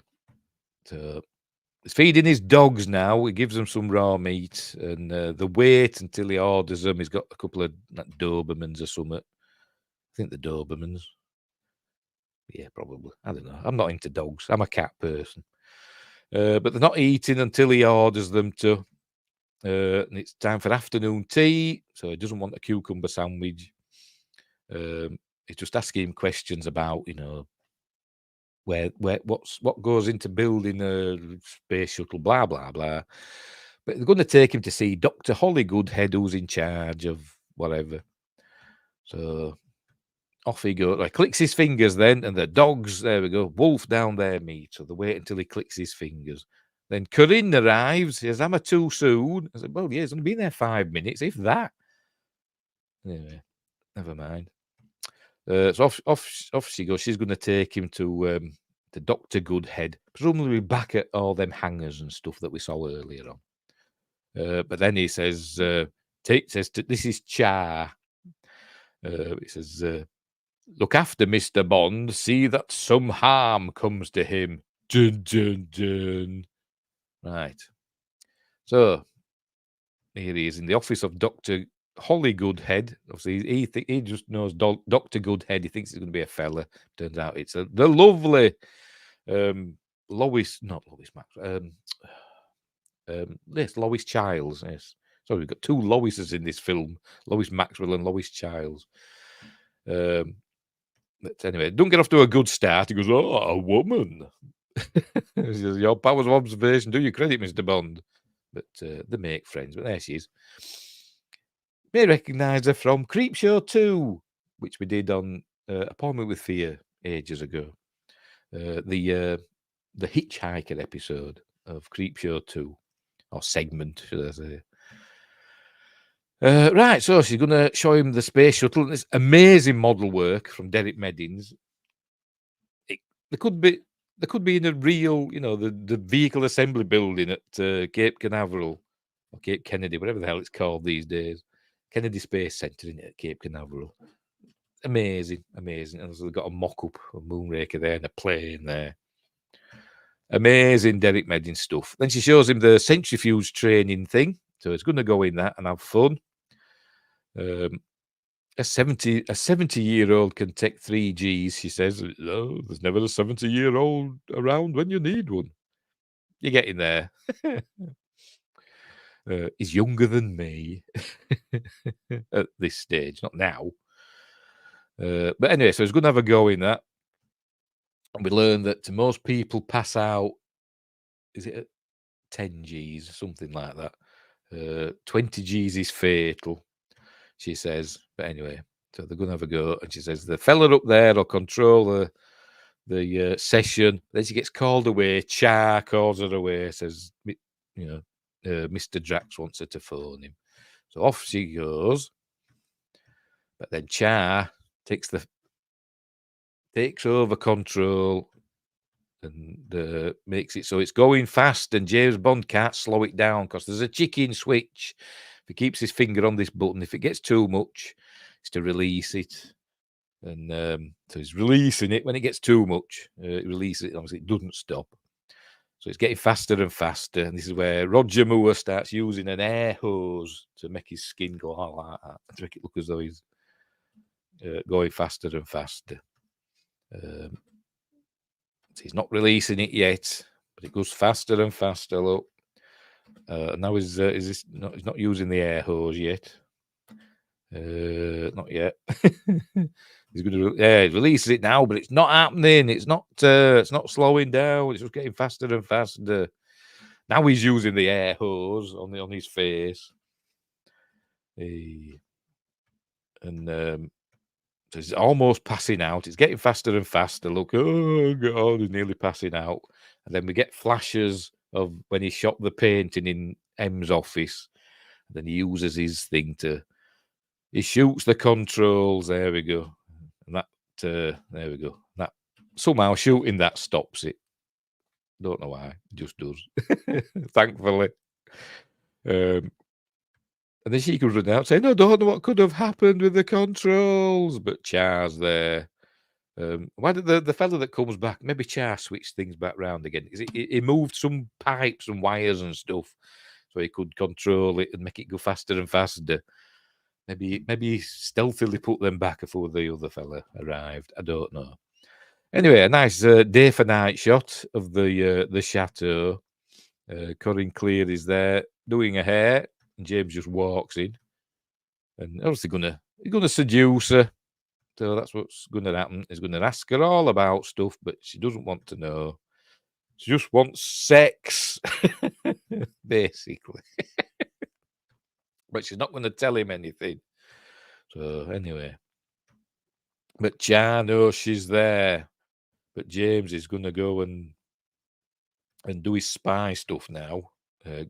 Goes, what you up to? Oi, James, oi, yeah. The cat's being naughty.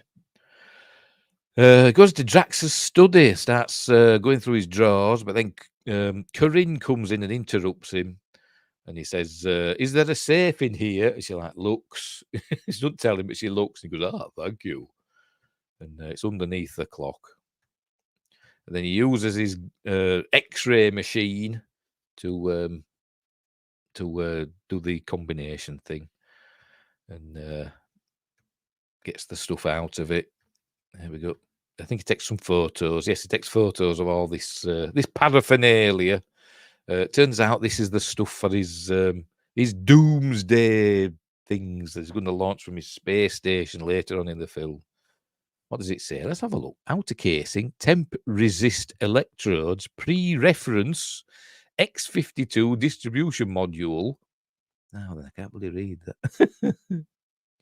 I think actually that's in Italian, I think. Which is cool, because they're going to Italy soon, to Venice, which is where this stuff's made. So it's all in Italian. Internal distribution module, impulse control, thermal shroud, X52 container. So X52 must be the poison that we're going to see later on in the film. Anyway, whatever. Right, so he's taking photos of that. There we go, with his 007 camera. Why? I don't know. He just has. So he puts everything back. And he goes and all that stuff. But Char's seen her, and he sees Bond as well. Then we cut to next day, and they're all shooting pheasants. Not peasants, they're shooting pheasants. There we go. And, they're beating the pheasants out. Two more lovely ladies watching on, and Char and his dogs. There's all the dead pheasants. And so James arrives. He tells Drax that Bond's here. And he sends that fella off to Drax. He's going to go climb in a tree now with his gun. Bond goes over to Drax and he says, it's such good sport, it's not if you're a pheasant. Says, come on, take my gun. A bird may fly over or whatever. So he's watching from the trees, the baddie. He's going to shoot James, obviously. So there we go. Some birds. James points his gun. There we go. Hang on. Too far. There we go. And he aims and shoots. And he says, oh, you missed, Mr. Bond. There you go. But did he? Then he goes, did I? So actually, you've just shot one of my workers. You just murdered one of my workers who were up that tree for doing something else. But anyway, whatever. French labour laws is probably fine. That's why they're always going on strike in France, because they're always getting shot by British agents. Anyway, so he drives off. He's taking him back to the airport because he's going to Venice next. But Corinne arrives in a little golf cart. I think they had to have her arriving in something really slow for this next part, so that she just couldn't escape by jumping in like a normal car and driving away. So that's why she's arrived in a golf cart. So he says to her, you were in my study last night. You showed Mr. Bond the safe. And she's like, no, I didn't. And then he says, you're fired, basically. So she starts walking back towards the golf cart, but then he clicks his fingers and the dogs are set on her. So rather than just jumping that, because the dogs could obviously outrun that, she runs into the woods and I think turns into a stunt woman with trainers on, but never mind. So and that's the end of poor Corinne Dufour. The dogs get her, which is quite horrific, to be honest. There we go. So is he going to get eaten by dogs? So somebody got eaten by sharks in the last film, and this one somebody's getting eaten by dogs. Right, we're in Venice now. Venice, Italy, as they say in Indiana Jones and the Last Crusade. Here he is. He arrives in his gondola with Franco, his gondolier. There we go. Right, so he arrives and he says, I'll phone you where to meet me. And I didn't see him phone, but obviously he meets him somewhere in a bit. But anyway, off he goes. I've never been to Venice, so I don't know. Is this St. Peter's Square in Venice? I don't know. I don't know anything about Venice. But anyway, he heads to Venini Glass. So here he is. And she says, can I... I can't remember what she says now. Hang on, let's look at the subtitles. Oh, see, I've gone too far. She looks up. Oh, I turned the subtitles off, didn't I? Bloody hell. Enable. Oh, could I interest you in something? She says. And he says, I'd be glad to say yes immediately. I thought, eh? If I tried that, they'd just say, fuck off, wouldn't they? But anyway. But I think maybe I'd better have a look around. And she says, well, go anywhere. So he does.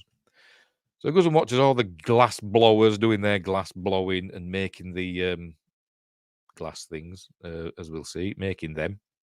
There you go. And then he looks in the museum part. There we go. Is all this old glass stuff that's worth millions, but oh, why? So he's being stealthy, so he hides behind a glass vase. There you go. Can't see him now. Maybe he's using it as like a telescope to magnify. But anyway, so I don't know who she is, but she recognises James Bond somehow. Drax must have sent out an APB or something, telling all these people, look out for James Bond, because she sees him and she like falters. But anyway, he sees Dr. Goodhead, Holly Goodhead's there, and so he follows her. And she goes up these stairs and then comes back down again for some reason and buggers off. There you go. So he follows her and goes, Dr. Goodhead. And she says, I hope you being here is a coincidence. I dislike being spied upon. I said, well, don't we all? There we go. So she says she's there for a meeting of some space thing. I don't know. But he asks her out to dinner, but she refuses and she sods off. And then Franco's there. There we go, Franco. So he obviously must have phoned him and said, meet me here. Because he said earlier on, I'll phone you where to meet me. So, and he's there reading the paper. So anyway, so off he goes in his gondola. All gondolas in Venice have to be black. I don't know why, they just do. There he is on his gondola, taking in the sights. It would obviously return to Venice, wouldn't it, in Casino Royale? Any others in Venice? I can't think of any other Bond films in Venice, but it goes go back in Casino Royale. Anyway, so it goes under this bridge. There's a funeral boat, and as it goes past, there it goes. It opens up and reveals an assassin, and he throws a knife at poor Franco. There we go. So poor Franco's in the water. So Bond has to take over, and it turns his gondola. Wait a minute, though. But first, he takes care of that fella. Doink. There we go. And now he turns his gondola into a speedboat. There's some baddies. There you go. Because it's obviously Q designed this gondola. So he's got a speedboat gondola. It gets worse. So off he goes, bombing down the canals of Venice. By the way, when they were making this, they had real trouble with this with this gondola speed. It was really hard to control, but obviously they figured it out eventually. But they're getting chased now by baddies with machine guns and stuff. And here's Alfie Bass coming over a bridge with a bit part. Seeing the coffin. You saw the coffin come off the other boat. And there you go. So he's throwing his cig in the water, going. Anyway, meanwhile, James Bond, as I said, bombing down the canals of Venice, getting shot at like that. Running a red light. I didn't know they had traffic lights in. Obviously, they must have in Venice, but there you go. Red light, you got to stop. Because another another gondola's coming, but he avoids that. But the speedboat don't bounce through the middle. Young lovers in Venice don't even notice. He goes in the water. That gondolier. And out, coming out into the bay where I don't know what it's called. Because obviously Venice is built on a series of islands, isn't it, with hundreds of bridges. Anyway. This is where he turns his gondola into a speedboat, a hovercraft. Why? Just because. I mean, if they're chasing him in a speedboat, why don't he just park up his gondola, get out and run off? Disappear into the crowd. No, he's got to get his gondola and there we go. Drive through the streets of Venice. It's stupid, isn't it? It's ace, but stupid. So here he is hovering through the streets of Venice. There's Sir Patrick Moore painting. And we see the fella again that we saw in the previous film. I forgot his name, Tujansky. We see him again in a minute. There's the famous pigeon doing a double take. Come on, where's the fella with his bottle of wine? I don't know. I think I've gone past him. I think there he is. There he is, there with his wine. Obviously on holiday in Venice with his camera from Sardinia or wherever. I don't know. But now he's learned his lesson. We see him one final time in For Your Eyes Only. Behave yourself. Right, so off he goes. There we go. The pigeon doing its double take. Now this fella here, we're going to see in a minute. Hang on, gone too far. There's a dog watching. Him there, that waiter there. I'm probably wrong. I'm 99.9% sure I'm wrong, but back in the day, British newspapers, they might still do it, I don't know, because I don't buy newspapers these days.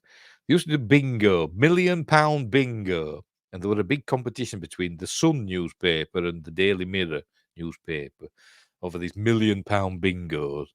And I think the Sun won first. When somebody from using their bingo won the £1 million first, and I'm sure it was this fella, because the fella that won, I don't know his name. I'm sure it was him. I'm sure he's an actor. I'm sure it was all a big scam, and it was just an actor that won the first £1 million bingo, and it was him because it looked just like him. I'm 99.9% sure it wasn't, but that's my conspiracy theory. Anyway, he's pouring beer on his customer. Right. All right. So he sets off and goes in and he's going, oh, just stupido and all that. It's all funny. Right. So he arrives, does James, I think he's gone back to Vanini Glass. Yes, he has. And he's going up to where we saw Holly Goodhead go up and then she came back down. So he's gone up and he sees there's a door with a keypad, but then somebody's coming. So he hides in this. Good job that's open, isn't it? Anyway, and this fella in a white coat comes in and keys in 12589. That's the code, and it happens to be D. Because Drax is into his sci-fi. At the shooting thing, the fella that told them to stop shooting on his bugle or whatever the hell it was, played the 2001 thing, thus spake Zarathustra. That. This one's the Close Encounters thing. He does that. So in he goes. So James Bond does the same one again. It's a good job. It's just a key, a number, and not like a thumbprint or a card slide. But he's looked out, hasn't he?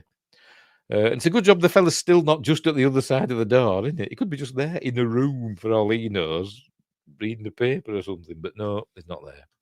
He goes in. And we can see that it's a big... They've set up this lab in this big, classically designed, this old building. There's busts and you can see the design of the walls behind. But they're obviously doing sciencey stuff. This is where they're making deadly poison. Oh, there you go. You can see they built this, and you can see the pillars and the ornate doors and architecture and stuff. They just built this in this old building. So they're up to their sciencey stuff. So they wheel this thing out. This is going to be one of the I forgot what they call them now, probes or whatever. They're going to go up into space, presumably on the space shuttles, and they're going to launch them back down to Earth to destroy everything later on. Not destroy everything, kill all the humans. That's what they're going to do. Anyway, so there you go. He goes in, does James, and while the others are out, he goes in, steals. There you go. That is the deadly poison. We don't know that yet, but that's what it is. So he puts it in his pocket. Oh, God. Puts it in his pocket, in his shirt pocket there, and goes looking round. So he's having a look round here. But then he hears them coming back. Look, he's having a faff about. And he hears them coming back, so he puts that down there, look. But then he hears them coming. There you go. Oh, they're coming back. So he thinks, oh, I won't put it back. I'll just run off. Leave it there. Obviously, he doesn't know yet this is deadly poison. That's not the point, is it? They're not supposed to know he's been there. But anyway. And obviously, they don't even notice this door closing by itself. They're totally oblivious. Anyway, so in they come. And then they start moving this. Don't see that. And then, oh, look, it's smashed on the floor. Ah, and they're going to die. Ah. The alarms go off. And remember, he just put one of those in his pocket. All it took was it just to fall on the floor from tabletop height. Anyway, so the seals come round the door in the room that he's in, and they're dying. Look, dying. And so he has another look at it and just pops it back in his pocket again. I'd be looking for bubble wrap. That's what I'd be looking for. That crikey, I don't want to break this. Give me some bubble wrap. But we see that even though the scientists are dead, the rats are fine. Right, so he comes out. But he encounters Char in his kendo clobber. Thinks he's Kendo Nagasaki. Who knows who he is? Who knows who he is? 10 points if you know who Kendo Nagasaki is. So they have a fight, go through the museum, all these millions of dollars worth of glass stuff, and they're just smashing it to pieces. Here we go. Get smashed. They're breaking it all. He's throwing him through shelves. And James is getting knocked through shelves as well. Remember, he's got the deadly poison. Look, he's checking it. James, you'd know. If it had broken, you'd know. No point, is there? If it's going to break, he'd know instantly, wouldn't he? He'd be dead. No point looking at it. But anyway, it goes up to the roof space, whatever. For some reason, this scene, it just reminds me of the Pink Panther. With Bert Cook. Is it Quack or Cook? Just keeps attacking Peter Sellers. It just reminds me of that. I'm sorry, it just does. But anyway, there we can see, look, C&W, Rio de Janeiro. Could that be where James is heading next? Yeah, it is. So he fights Char up here, then throws him out. That wasn't Char. That's not Char, is it? So he'll fighting by in the clock stuff, and he sends him out through the clock. And we'll see a fella singing outside, singing opera, and off he goes through the clock. And he's in the ear of dong. There he goes, landed head first in the piano. Presume Char's dead now, probably. And then he goes, play it again, Sam. There you go. So he's either just knocked out. I mean, could take him to hospital. He's probably fine. He might just have a concussion. I don't know. But anyway, then we see Dr. Goodhead in her hotel, looking out on her balcony, thinking she's Juliet. But James is in there already, and says, "Your friend Char just tried to kill me." And then he finds out she's a CIA agent because she's got all these gadgets, like a pen with a spike in it. It could just be a retractable pencil for all I know. But no, it's got poison in the tip. And then she's got, what else has she got? Oh, she's got a notepad with a, like he's got the thing on his wrist that fires darts. Well, her notepad fires darts. Like so. There you go. And then we learn she's got what they call it? Flamethrower perfume. Like that. Slightly overpowering your scent.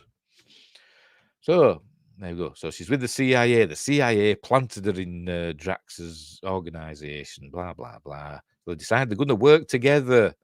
And then he sees. Then he sees she's got booked tickets to. No, she's going to Rio. That's where she's going, and she's a smoker as well. But anyway.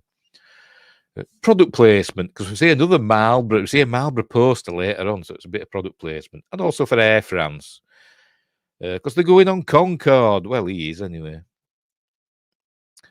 There's the bags there. Behave, you're being naughty. Sorry, my cat's being naughty. So anyway, they're gonna do it. Obviously, there we go. They're gonna do it, but he's gonna sneak out. Because he's James Bond and he don't give a shit. Sorry, I've been drinking. But she knows, she's awake, and she says, "Send the night porter up for my bags immediately." So she's going. She's heading out to Rio. But meanwhile, James has phoned M. So M and Frederick Gray have arrived. There they are. And they're going to check the lab out at Vanini Glass. And as you can see, there's a fella in background here. There we go. She's going to warn somebody. Did you see it? But he stops her, pulls her out of the way.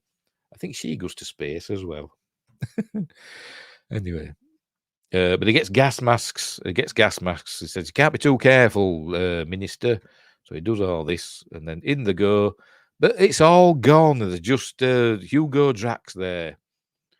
And he says, James Bond and Frederick Gray all wearing gas masks. He says, I'm sorry, not being English, your sense of humour, I find it difficult to follow. And so Frederick Gray, did I say Marsh before? Who's Frederick Marsh? Don't know. Frederick March is an actor, isn't he? Whatever. Frederick Gray. He apologises on behalf of the British government. So he gets angry here. He's saying, your man should be pulled off the job immediately. And I thought, they were friends in the previous film. He called him Freddie. But obviously, they had some sort of falling out, it seems. So there you go. I'll have to do what he says to them. But he says, before you do, have Q check this. I took it from the laboratory. And M says, so there really was a laboratory. So, of course there bloody was. Jesus. Didn't make it up, did that, M? That's what he said. That was verbatim from the script. And he said, take care with it, it's lethal. There we go. So, but anyway, so he's got to take some time off because Frederick Gray said so. But said, have you thought about where you're going to go? He says, I've always had a hankering for Rio. I think I remember you mentioning it. There you go.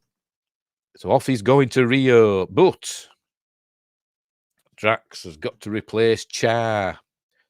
So either Char's in hospital, concussed, or he's dead. Don't know. But he says, if he's available, yes. So Jaws is going to go work for Drax. Here he is arriving at the airport. To go to Rio, look. He's going British Airways to Rio. Jaws. I wonder what his real name is. I know it's Richard Keel. I mean, the character. Obviously, they call him Jaws at birth, didn't they? I wonder if he's got a real name. Wonder if it's in the novelizations. I don't know. But anyway, sets off the metal detectors, so he does that. There we go. Well, that you. I think my cat wants to go out. Just bear with me a minute. I've got to go let the cat out, I think. Just look at this picture for 2 minutes. Look at Jaws' smile. You want to go out?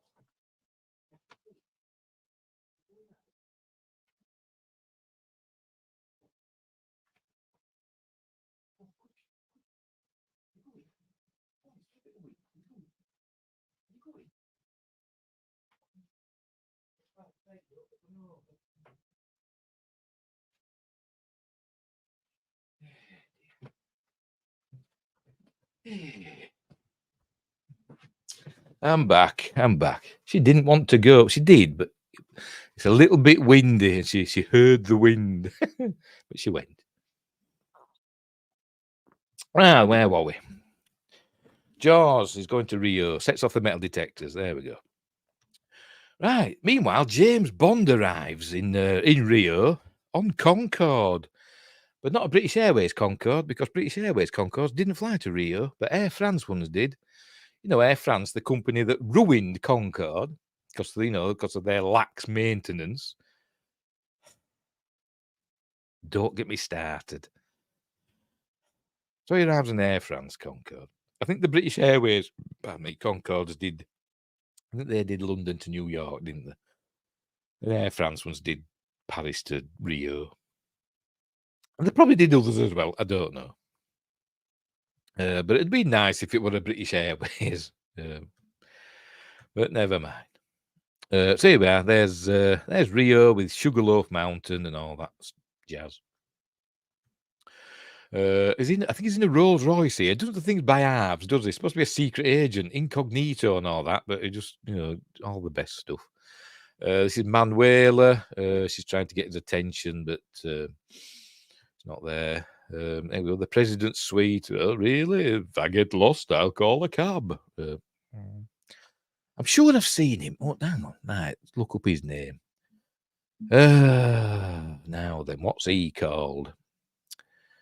What's his... will he be hotel manager or something like that?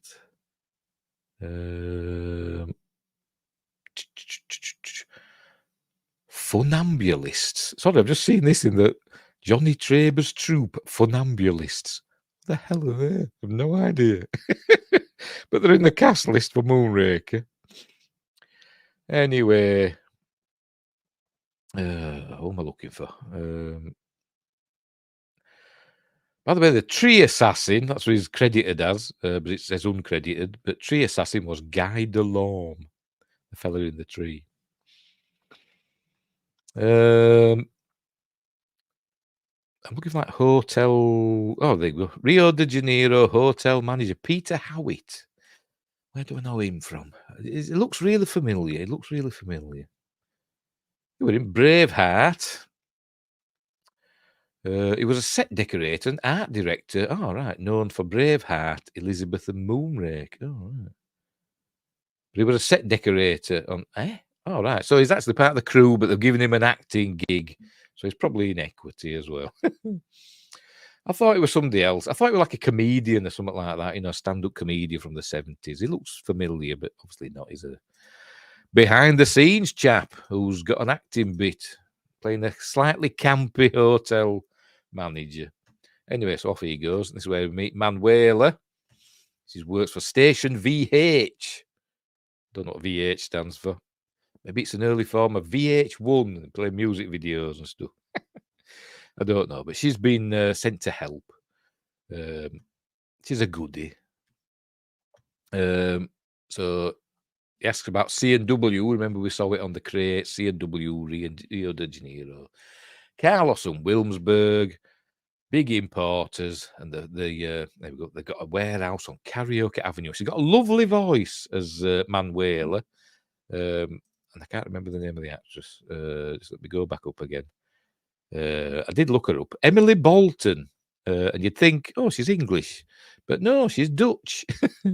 She's actually Dutch. She was raised in England. Well, she's Dutch, but like lived a long time in England. She might live in England now. I don't know. But anyway, but she's technically Dutch. But she got a lovely voice. She has a lovely, soft voice, and kind of sexy as well. And James Bond thinks so as well, because they're going to get down and do the dirty. Because they've got 5 hours to kill without sambering. So anyway, it's carnival time. There we go. So they got to get into the carnival, and they actually did months in advance. A crew, I think, with Lewis Gilbert there, they actually went to Rio and filmed the actual carnival. So we've seen actual carnival footage spliced in, with that stage footage or whatever. The bits with James Bond in, it's not during the actual carnival. But when you're seeing stuff like this is the actual carnival, and that. But when we see the scary big thing soon, that's not the actual carnival. That ain't. But see, they're working their way through. But keep an eye on this fella here, over here on the right hand side, as they make their way through. Where are they? There they are. They come out through the crowd there, make their way through. Oh, it's here there. This fella here stops and stares at them. Look, this big puppet looks like Pennywise the clown. He's watching them. Look, scary. Oh, God. So, anyways, they make their way. They've got to get in. So he goes climbing up shimmies up a drain pipe. She waits there for him. People keep coming out of this cabana club dancing about. Pennywise is on his way. So he has a look round. More carnival footage. People debauching, basically. Oh no, he's getting closer. He's Pennywise. So anyway, he finds a sticker. I think it's got a Drax logo. I don't know what it's got. I can't remember, but whatever. But then we learn it's Jaws that's in there. Look, oh no, so he's going to get Manuela, but she pulls a knife out, but he soon disarms her. More carnival shots. Got to get the money's worth, haven't they? So he's going to try and bite her, but then all revelers appear, and he's like, he pretends he's dancing with her, just picks her up. It's Richie Keel, let's say he's massive, isn't he? Just picks her up, throwing her around like a rag doll, and pretending to dance. And they go past. So he tries to kill her again, but then James arrives and drops down and interrupts. So they're going to fight, but then more revelers arrive. And who's this fella in a bloody dicky bow with this scantily clad lady? He's in. He thinks he's in there, doesn't he? So, yay. I'm in here tonight. But they all drag him away. Look, they're dancing, saved. But like Indiana Jones when he was saved by the kids. It's like that, isn't it? But so the crowd has luckily saved him, and he just gives up. Look, he's carried away, and he just starts dancing. Does Jaws, because he's a lovely fella. We learn later on in the film. Anyway, right. So we learn that they fly out of San Pietro and all that, which is an airport. Says, "Do you want to take you there?" Says, "No, we'll go tomorrow. I'll take you home." So right, oh crikey, a band's playing as James walks up these stairs, and there we go, to the kids' cable car thing, whatever. And he's here to watch the airport. There we go. See the carnival still going on, and then he's watching the planes take off. There we go, from the airport. I'm presuming that's real. It looks real, doesn't it? But then he sees the plane fly, and I presume that's a real plane. But then it cuts to, yeah, there we go, and a closer view, and obviously they've done a model plane and made it look like the real plane, but stuck Drax air freight on. But then he sees there's Holly Goodhead there. So they're looking at each other through a telescope. There you go. So they decide to start working together properly this time. So they're headed down in the cable car, but then Jaws arrives. With he's got an accomplice with him this time to help him control the cable car. But he's going to go and there we go. He stops the cable because he's super strong. His Jaws. And he's going to bite the.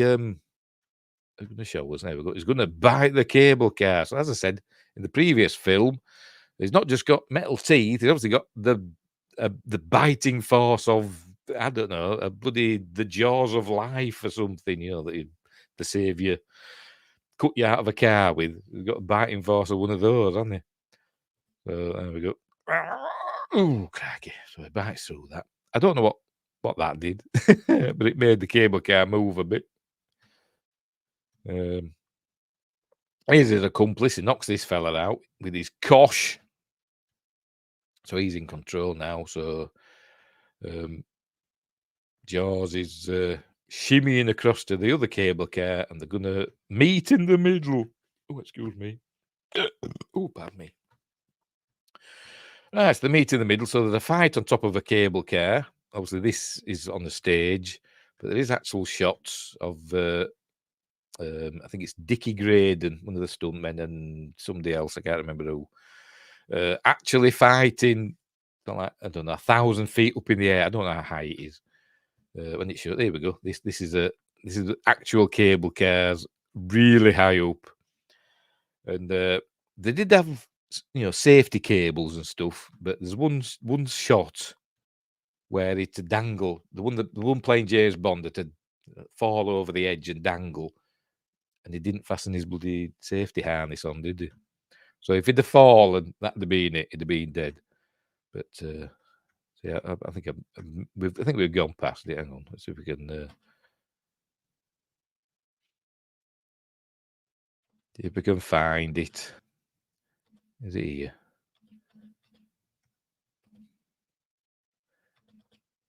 Whatever. The one where he slipped and he was hanging over the edge, and the actual stuntman didn't have his safety harness fastened on.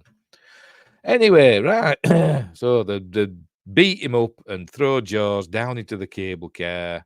And so they're going to use a chain and slide down because that's super safe, isn't it? That's what they're going to do. So it says, hang on. So off they go. But Jaws following them in the cable car. I don't know why he bit that other cable. What did that accomplish? I have no idea. But anyway, he's in control. And so Jaws is following them as they slide down. And nearly runs them over. They tell him to go faster and faster. And James says, drop. So they drop. Hang on. And then he notices they're going too fast and he can't stop. This is a cool... it's obviously been built specially. It's not the real cable car thing, but it's a full size, isn't it? As you see. It comes smashing through. There you go. So obviously a full-size mock-up of the cable car station was built just for him to do that, wasn't it? But he's fine. Look, he's got the big cog wheel, whatever, on his head. This is where we meet Dolly. Everybody knows Dolly. There we go. Jaws' girlfriend, played by Blanche Ravelec. And this is the big, what is it, Mandela effect scene, isn't it, where people thought she had braces, which would make sense in the film. But anyway. Oh, I'm pressing the wrong button. Sorry, DJ. Oh, excuse me. Sorry, all this talking. It's a double bill. Been going for 3.5 hours. Oh dear. Here she is with assets. This might be why it's one of my favorite James Bond films. To be completely as she is, but she smiles in this. But people say the thought she had braces. Come on, smile. Shows your teeth. So he shows his teeth. He has metal teeth, and then she smiles.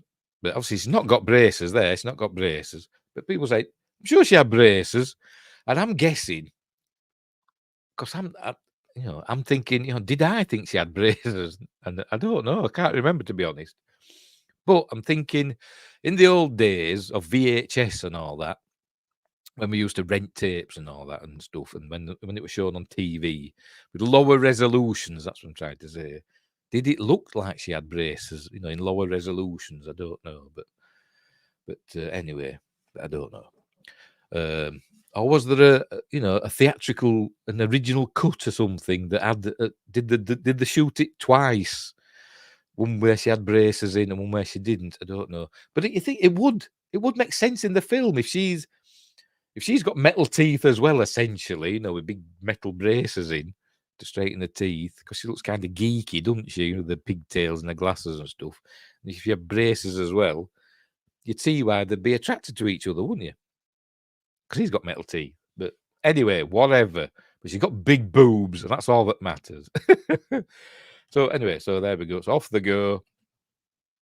There we go. They're in love instantly. There we go. And she goes to space for some reason. I don't know. Did he just go up to Drax and say, can we go to space with you, Hugo? Yeah, fine. Whatever. Can't wait and all that. It don't matter. I can do what I want. Because he's the Elon Musk of this film, isn't he, by the way? It's Hugo Drax. Anyway, so they're gonna start snogging now, because thanks for saving my life and all that. There we go. So they start snogging. Then some fellas arrive with stretchers and knock them out. And then so they're going in an ambulance now somewhere. So they're tied to the gurneys. He's cleaning his fingernails with a deadly sharp scalpel in a bumpy bloody ambulance. But anyway, she tries to distract him. She she smiles sweetly at him as James Bond has got stuff. He's working out. He's worked out that he can escape his bonds easily. And he starts sliding down the gurney. Hang on, gone too far. There we go. And hits the fire extinguisher. It just happens to be pointing towards the bad guy's head. There we go. Distracts him and goes, because it's obviously either super cold or super hot. Probably super cold. It's a fire extinguisher, for Christ's sake. So James, gets up and uses the scalpel to cut his ropes. And so they're fighting in the ambulance. There we go. She gets a head full of the baddie's hair as James punches him. And then they go flying out the back of the ambulance on the other gurney. There you go. James rolled down the roads a bit, and the baddie went off on the stretcher thing, the gurney. And there he goes. Ambulance disappears around the corner. There's Jesus watching on, probably with dismay. There we go. And he ends up in the air hostess's mouth from British Airways. Another bit of product placement. There we go. We'll take more care of you, British Airways. Although he arrived on an Air France plane. Whatever. But Jaws flew British Airways because it told us, didn't it? Right, so he heads up the road, and then we cut to Elmer Bernstein's theme from that Magnificent Seven. By the way, in the previous film, we'd also had the music from another film. We'd had the theme from Lawrence of Arabia. This one we get in Magnificent Seven, as he's riding across the pampas into this Brazilian town. Where obviously the British Secret Service has got another secret base where M and Q and Moneypenny are all there waiting for him in this it's a monastery, that's it, isn't it? Yes, it's a monastery, but they're all secret agents, I'm guessing, because he goes into this room and he sees monks doing, there we go, karate and whatever the hell they're doing. And then another scene where she doesn't believe him. It says, she says, you look like you've just fallen off a mountain. And he says, as a matter of fact, I was in a cable car. And never mind. She doesn't believe him. Don't know why. So, other courtyard. So we see Q doing his experiments with bolus. This fella throws his boluses at El Presidente. and blows El Presidente's head off. Then we got a little, I don't know what you call them, a fellow wearing a sombrero type that turns into a machine gun. Oh, for God's sake. In a minute, when it's ready, and oh, whatever. Or some sort of mini rocket launch, I don't know. This fella's got a laser gun. Because it's Moonraker and Star Wars have been out and he's zapping Pedro Pascal's head, melting it. Oh, dear. Right, so he goes into Q's office, M's office, sorry. And he asks, any news of Dr. Goodhead? He says, sorry, not heard anything. But Q, with his comb over, has, excuse me, has worked out that, Bond was right. It's a deadly poison in them vials that has no effect on animals. Remember, the rats were fine in the lab. So he has to see the formula. So he shows it on, there we go, on the screen here. And he says, that looks like the chemical formula for a plant. Because he just knows. Because James Bond is a chemist as well. Pardon me. I said, yes, it's an orchidea negro, which you can't really say these days, can you? But never mind, that's what it's called. It just means black orchid, doesn't it? That's all it means. And it was thought to be extinct until it was bought from a river, the Tipperary. So James Bond's got to go there to this river here, Tapirappi, or whatever the hell it's called. So Q's got him a Super Ace boat. There we go, and here it is. These bits with the boat were actually filmed in Florida, I think in the Everglades or something like that. But some of the scenes that we see later were filmed at the I forgot to call it. Is it Iguazu Falls, something like that? The second largest waterfall system in the world. But anyway, these bits with the boat were filmed in Florida, where all stuff's blowing up. You watch out for these little black dots in the water that just keep blowing up. They're supposed to be firing like mortars at him, but there you go. And some there as well. They're going to blow up as well. Look. You're not supposed to notice them. Stop pointing them out. So he's being chased by the bad guys. But obviously his boat's got gadgets. Look, it's got mines and stuff and torpedoes and all this stuff. There we go. Look, there, it's dropping mines. And they miss that one, but they don't miss that one. Ha ha ha. There you go. But Jaws arrives, obviously. He's got his machine gun shooting at him and firing mortars, blah, blah, blah. He uses a torpedo, look, that's got some sort of heat-seeking thing. I don't know. Homing device or whatever, but there we go. It blows them up. Them fellas don't, they got a narrow escape, didn't they? Just blew up in their face. Oh, they're all right. But anyway, there it goes. And this is, I think, now we're getting to the bits where we see the Iguazu Falls. I'm probably saying it wrong. Here we go. Here we go. And they actually did try and film parts of the scene. They're supposed to go over the waterfall in the boat in this scene, and they actually did try and film it. And this is where they did the stunt that is not in the film, but it's one of the best stunts ever. By John Richardson, the special effects supervisor. They actually, we see the boat go over. See this stuff. That's obviously superimposed, but it's not really happening. But the boat, it was supposed to go over in real life. They're going to do it in camera, on location, send a boat over the falls. But it got stuck. He got stuck in something, a rock or something. I don't know. And they couldn't get it out. And it was like, in the middle of the waterfalls. They couldn't get to it. And so what they did, they hung John Richardson, the special effects supervisor, hung him from a helicopter. And he went out and they dumped him in the water a few times, and he tried to knock it out. And he couldn't do it. He couldn't get it out. And but that's the photos in the behind the scenes of him dangling from this helicopter in the best stunts ever in a James Bond film. That's not in a James Bond film. And they couldn't unstick the boat, but eventually I think they went away, and the next day when they came back, it had gone over. You know, something had dislodged it and it had gone over.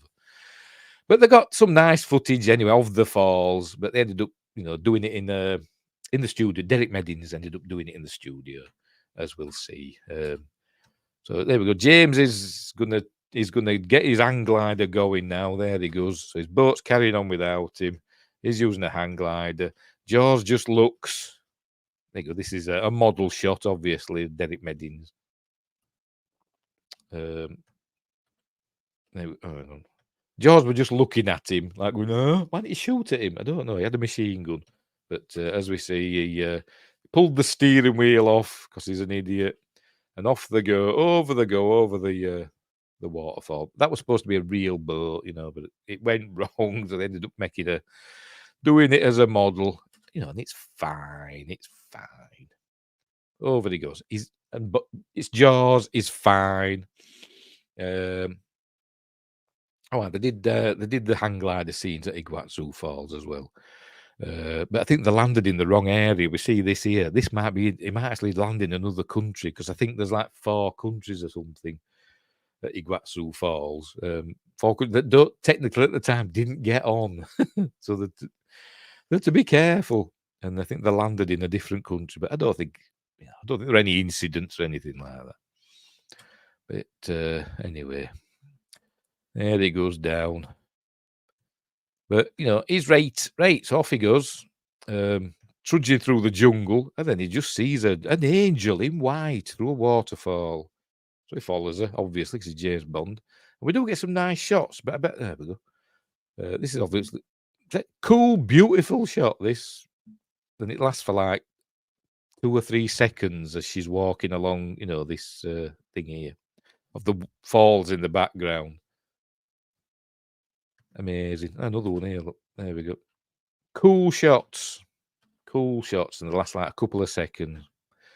Same here. That's a good. I think this is Guatemala. I think somewhere like that, where they go to film these old pyramids and stuff, old Aztec and all that pyramids.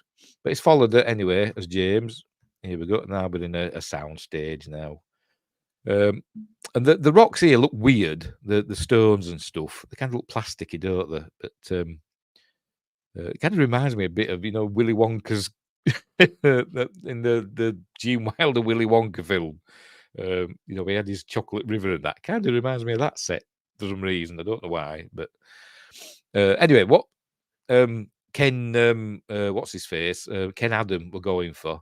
They were trying to make them look like as though they were like glassy rock. That's what they were going for, and they just look shiny and weird. But they were trying to get like a volcanic glassy look to them. Anyway, right, so she goes over this bridge and she like beckons Bond. This is her that we're at the Vanini glass place, by the way, in Venice. She beckons him to come over the bridge, but he's not falling for that old trick. Here we have some Aztec temple with a altar and stuff where they ripped people's hearts out back in the day.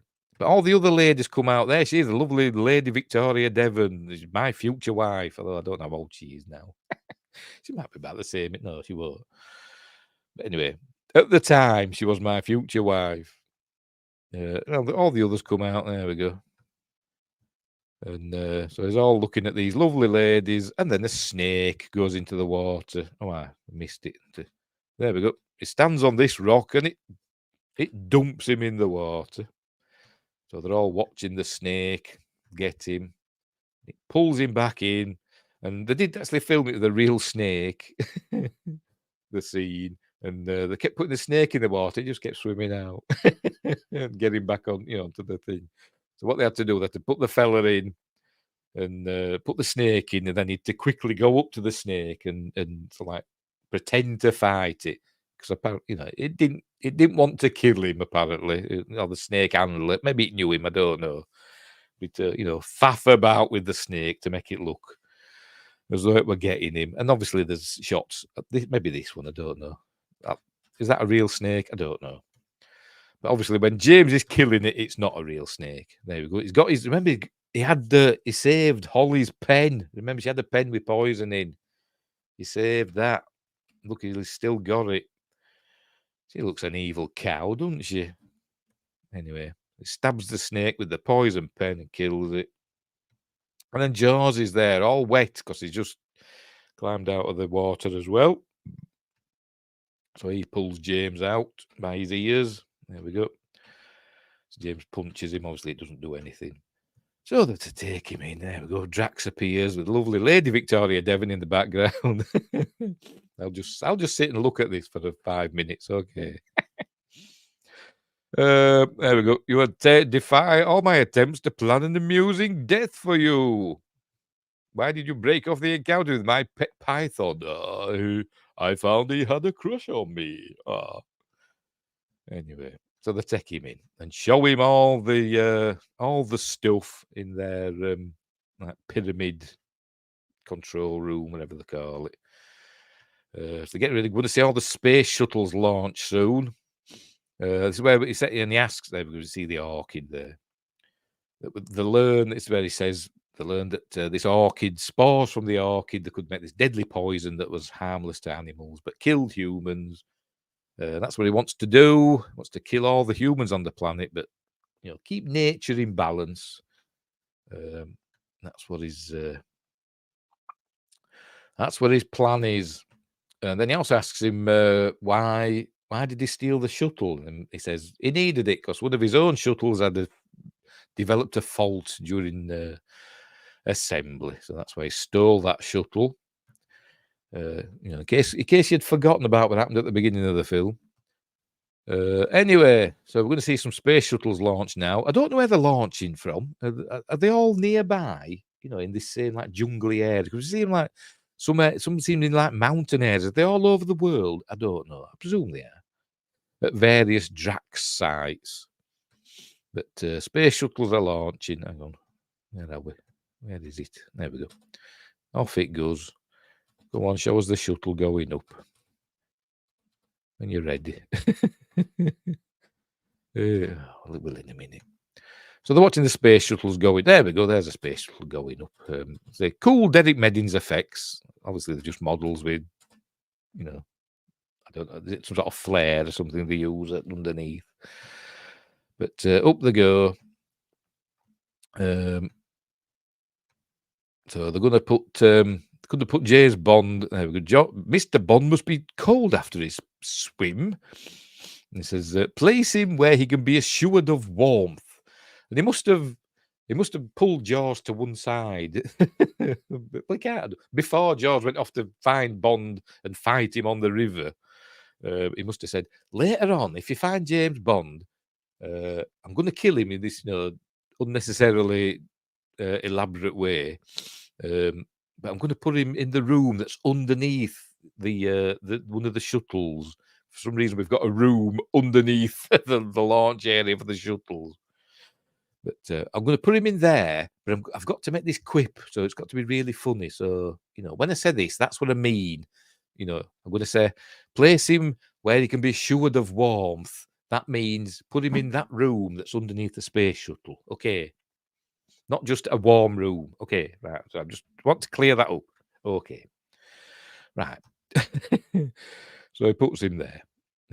Another cool. That's it. Wow. Sorry, hang on.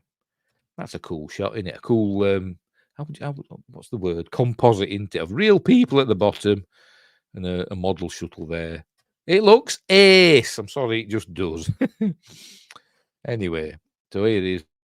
Putting James Bond in this room here where Holly's there, and it just happens to be underneath where they're launching the shuttle in a Ken Adam room with a circular at an angle opening. He did it in Dr. No. He did it again in the volcano in You Only Live Twice, and now he's doing it again here in this one. So this is under. Is this Moonraker 5? I think this is under. There we go. It's going to show us in a minute. Show it. There we go. The roof's opened up, and obviously that must have dropped down because. Never mind.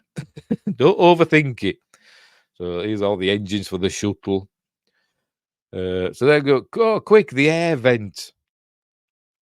So users will learn he's got explosives in his watch. There we go. So he rigs that up to the air vent. We're going to blow a hole in it. There we go. Remember, times are wasting, but he does the thing, and it's got time to do a quip. Bang on time, 654, bang on time. So the good crawling through the vent, and the flames from the space shuttle, which are probably, just vaporize them instantly, won't they? They'll be able to outcrawl the exhaust blast from a launching space shuttle, wouldn't they? But never mind, it's just a James Bond film. So they get out anyway. There they go. The shuttle's rising up off the pad.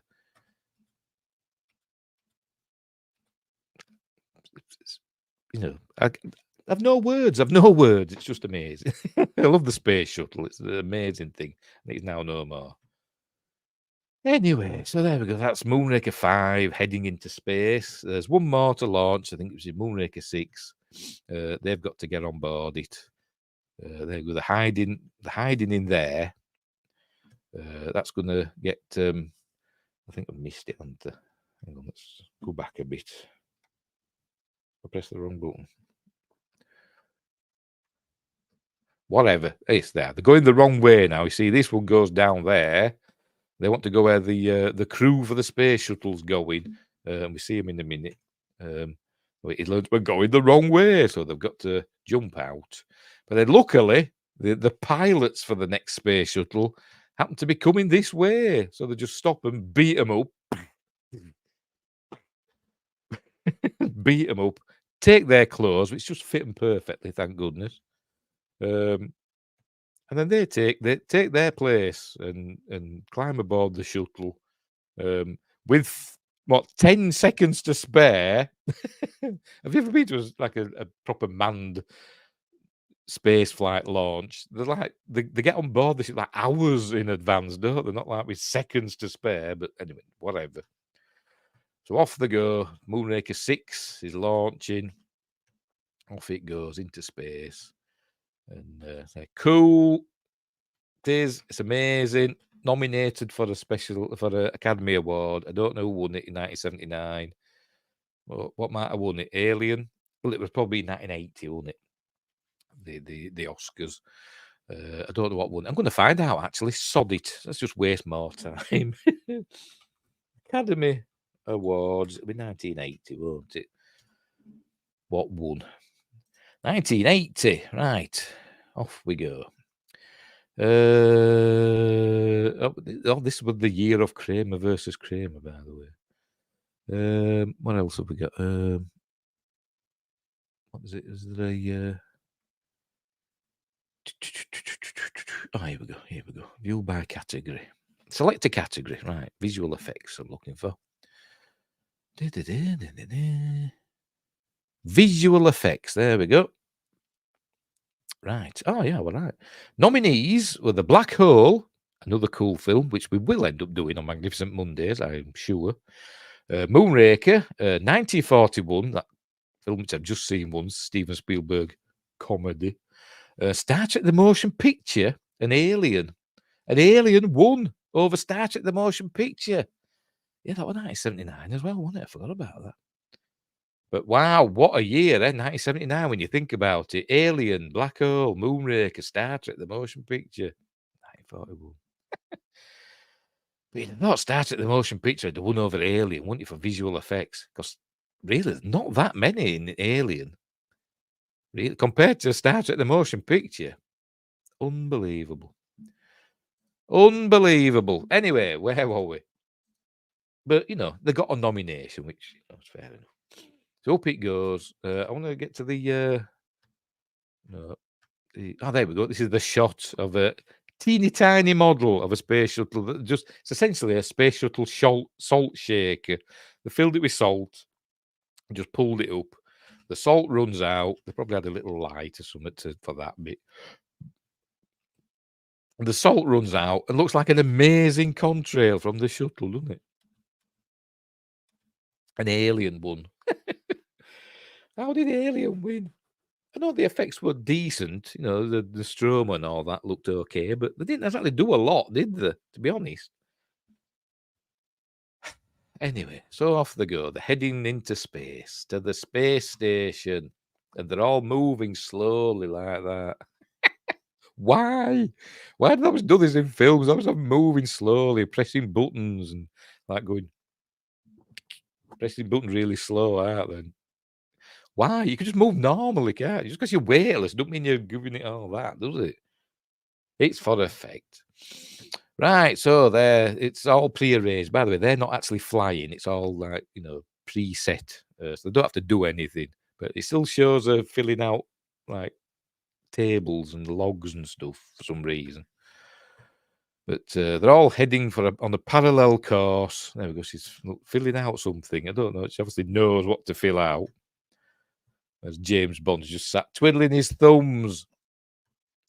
But here they go, flying across the thing. By the way, I forgot to mention,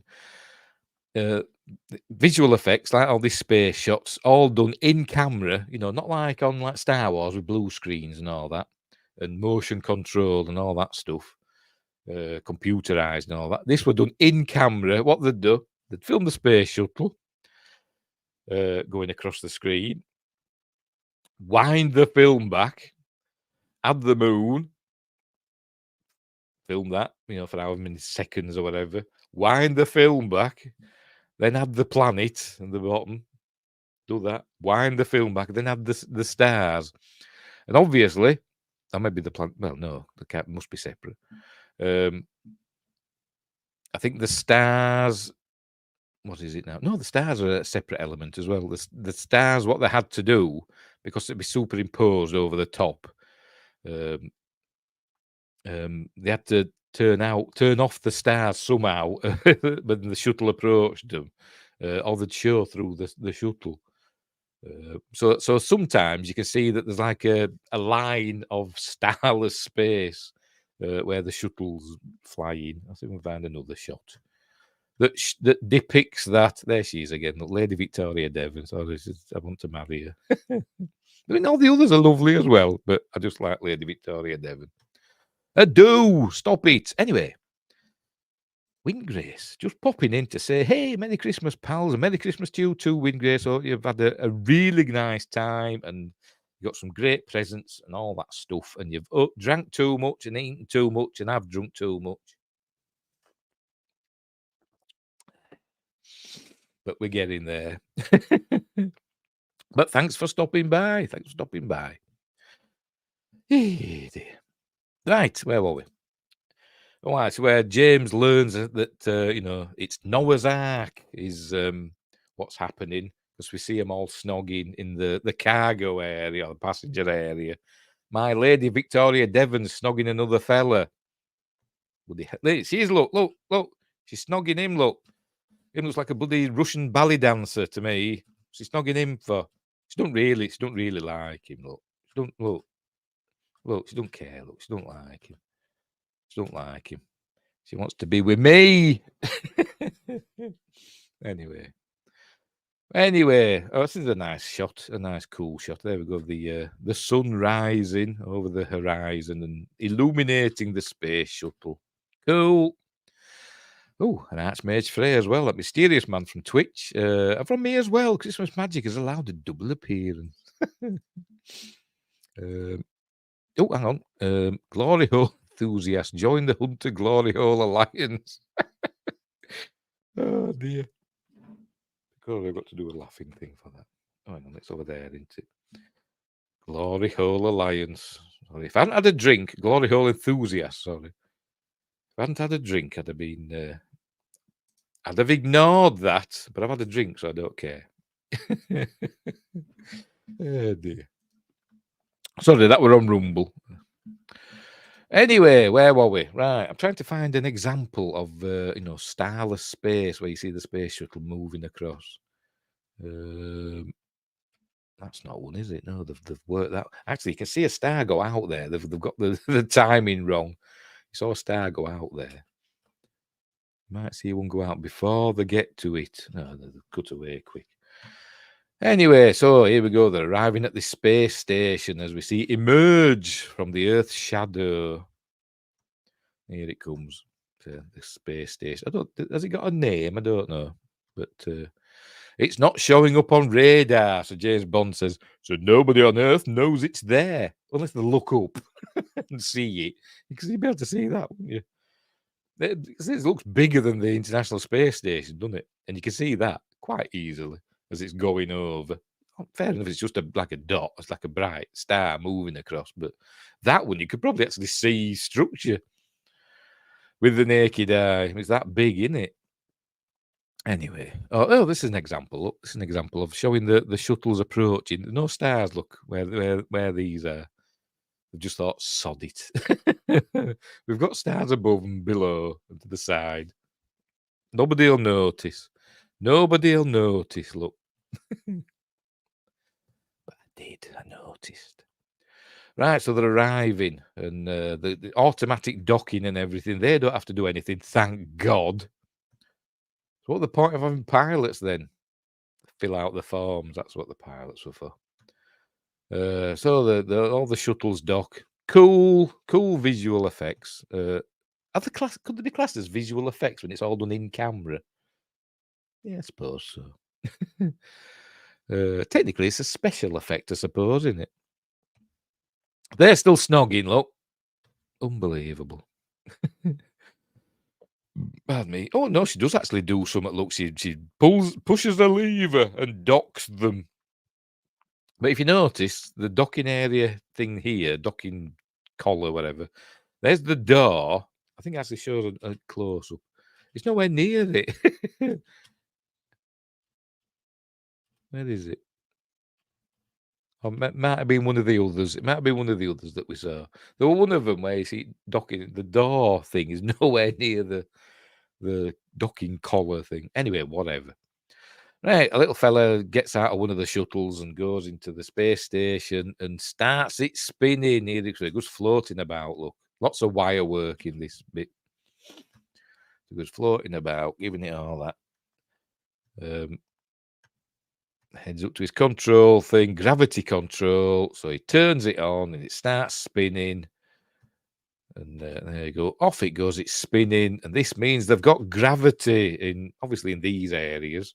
But what about these that are not? You think the areas where, say it's like that, at an angle to where it's spinning, because it's spinning, say in that direction, isn't it? So you think, yes, there might be gravity there at the edge, centrifugal force and all that. But in these areas here, they'll all be pushed toward they'll be up against the windows, won't they? Sorry, Mavity. Sorry. Sorry, out space for Mavity. I forgot. Anyway. No, don't get me started on Doctor Who. God, 10 minutes I lasted on that Christmas special. Maybe it got better. I don't know, but I didn't give it a chance. Anyway, that's by the by. Right, so they've got gravity now. Mavity, I mean. So they're all coming onto the spaceship. Right, here we go. And all setting off to their workplaces. Nobody's noticed Bond and Holly Goodhead yet. Here's the loading the probes. Whatever, I can't remember. Is it probes of doom? Globes. That's the globes. That's it. Those are the globes I saw in Venice with the nerve gas files inside. Oh, his eyebrows, giving it all that. And now he does a little speech. There's Drax going on about how a new era is about to begin, blah, blah, blah. Like gods, your progenitors will descend upon the earth, repopulate the planet, and all that stuff, blah, blah, blah. They were perfect physical specimens, especially over there at the end. Well, they put her on the end for, away from everybody. And where's the chap she was snogging? She's rebuffed him. That's what's happened, because she wants to go with me. That's why. Anyway, it's a perfect physical specimens, and then we get a look at Jaws, I think, and Dolly. Oh, in a minute. But Jaws doesn't know. There we go. See, Jaws and Dolly's there. What does she do? I don't know. Did he just? Can we go with you? Or is it just because he works for him? So everybody that works for Drax He's up on that space station now. I don't know, but she's nice, isn't she? Oh, you can't see her. Never mind. She's nice over here, whoever she is. But anyway, sorry. There you go. If all served in humble capacities in my terrestrial empire. I bet Elon Musk does speeches like this. He will be doing when they're launching Starship and all that. And anyway, so it's all about they're going to repopulate the world, and they'll be able to look up in the sky and know there is order in the heavens. Because he's an egomaniac, isn't he? So anyway, so they go back to work. So they've got to go to communications and turn off the radar thingamabob, the cloaking device, essentially. Radar jammer, that's what I'm thinking of. So that's what they're doing. So they're going to beat up these fellas. There you go, stand smiling at them, and then they beat them up. There we go. So that knocks people out, does it? I've always wondered that. Just do that, and it just knocks them out instantly for some reason. Oh, she takes care of both of them because, girl boss, woke. And I've no idea what Vassar is. He says, where did you learn that? NASA? She says, no, Vassar. What's Vassar? I've no idea. I'm going to have to look it up now. Know what Vassar is.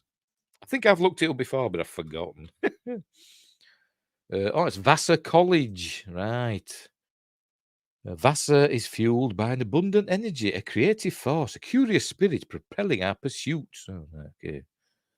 It's a liberal arts college in Poughkeepsie. How do you say it?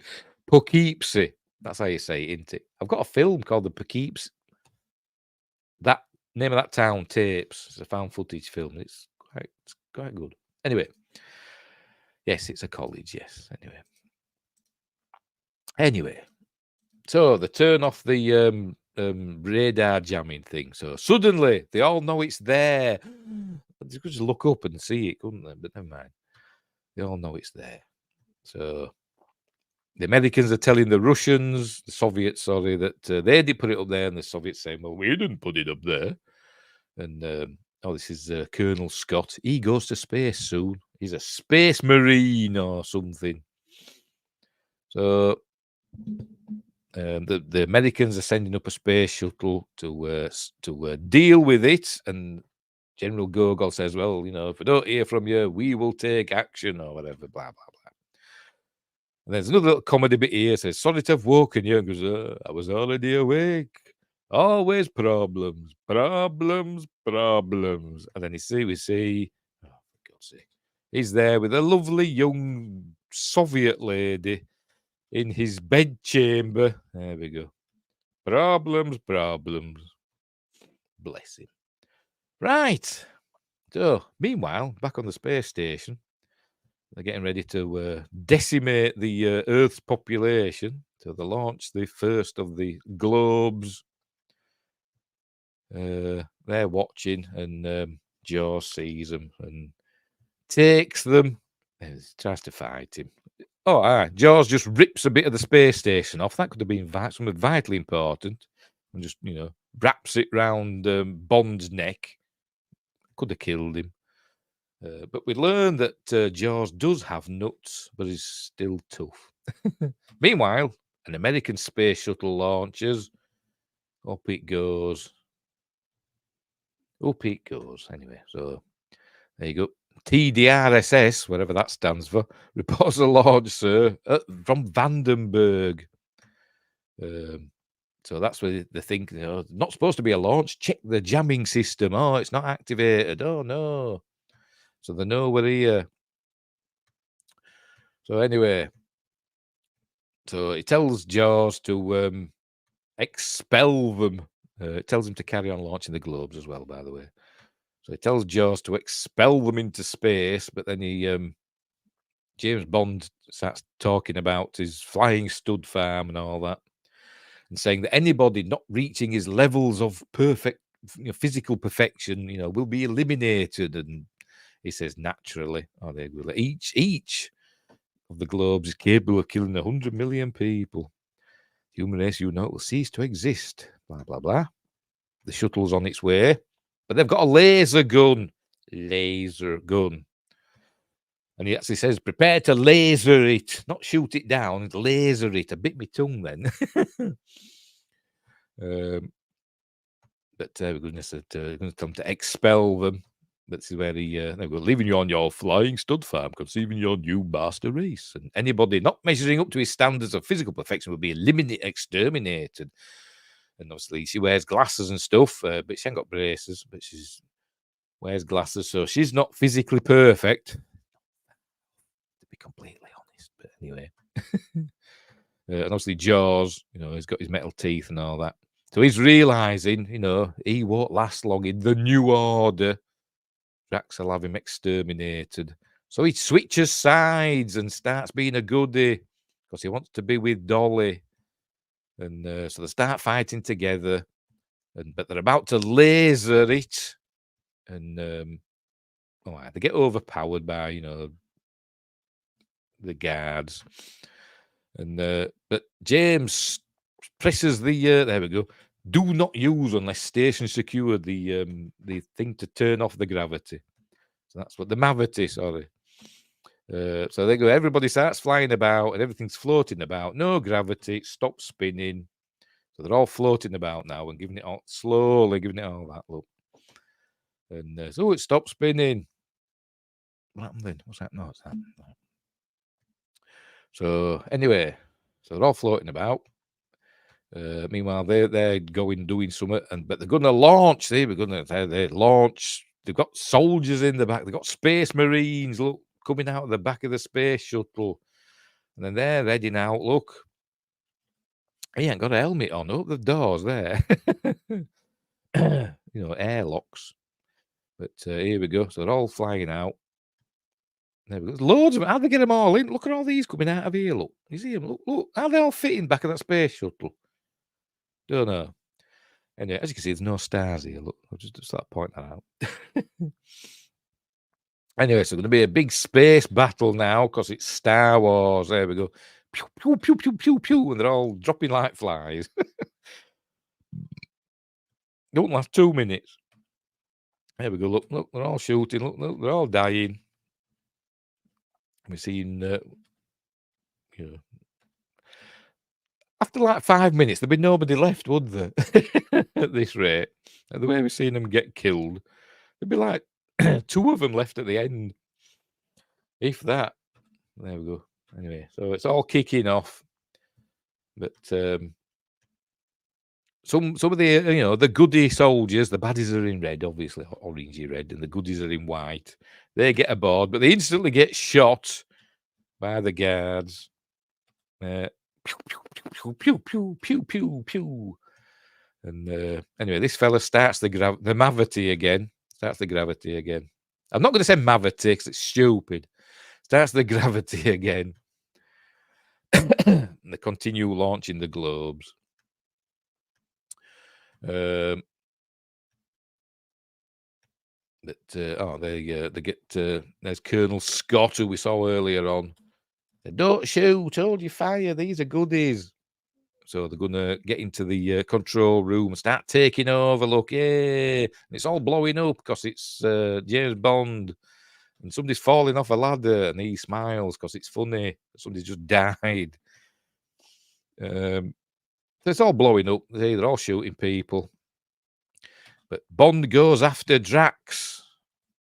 Ends up near the airlock. Drax picks up a gun. But remember, Bond's got his dart gun. So obviously he's changed it now to a cyanide thing. I presume he has. I don't know. But I presume he's changed it to the cyanide dart. Or maybe not. I don't know. But Drax thinks, he's got the edge over Bond because he's holding a gun. So he's desolated Mr. Bond. And then he shoots him with the dart like that. Yes, it is the poison one. It's red.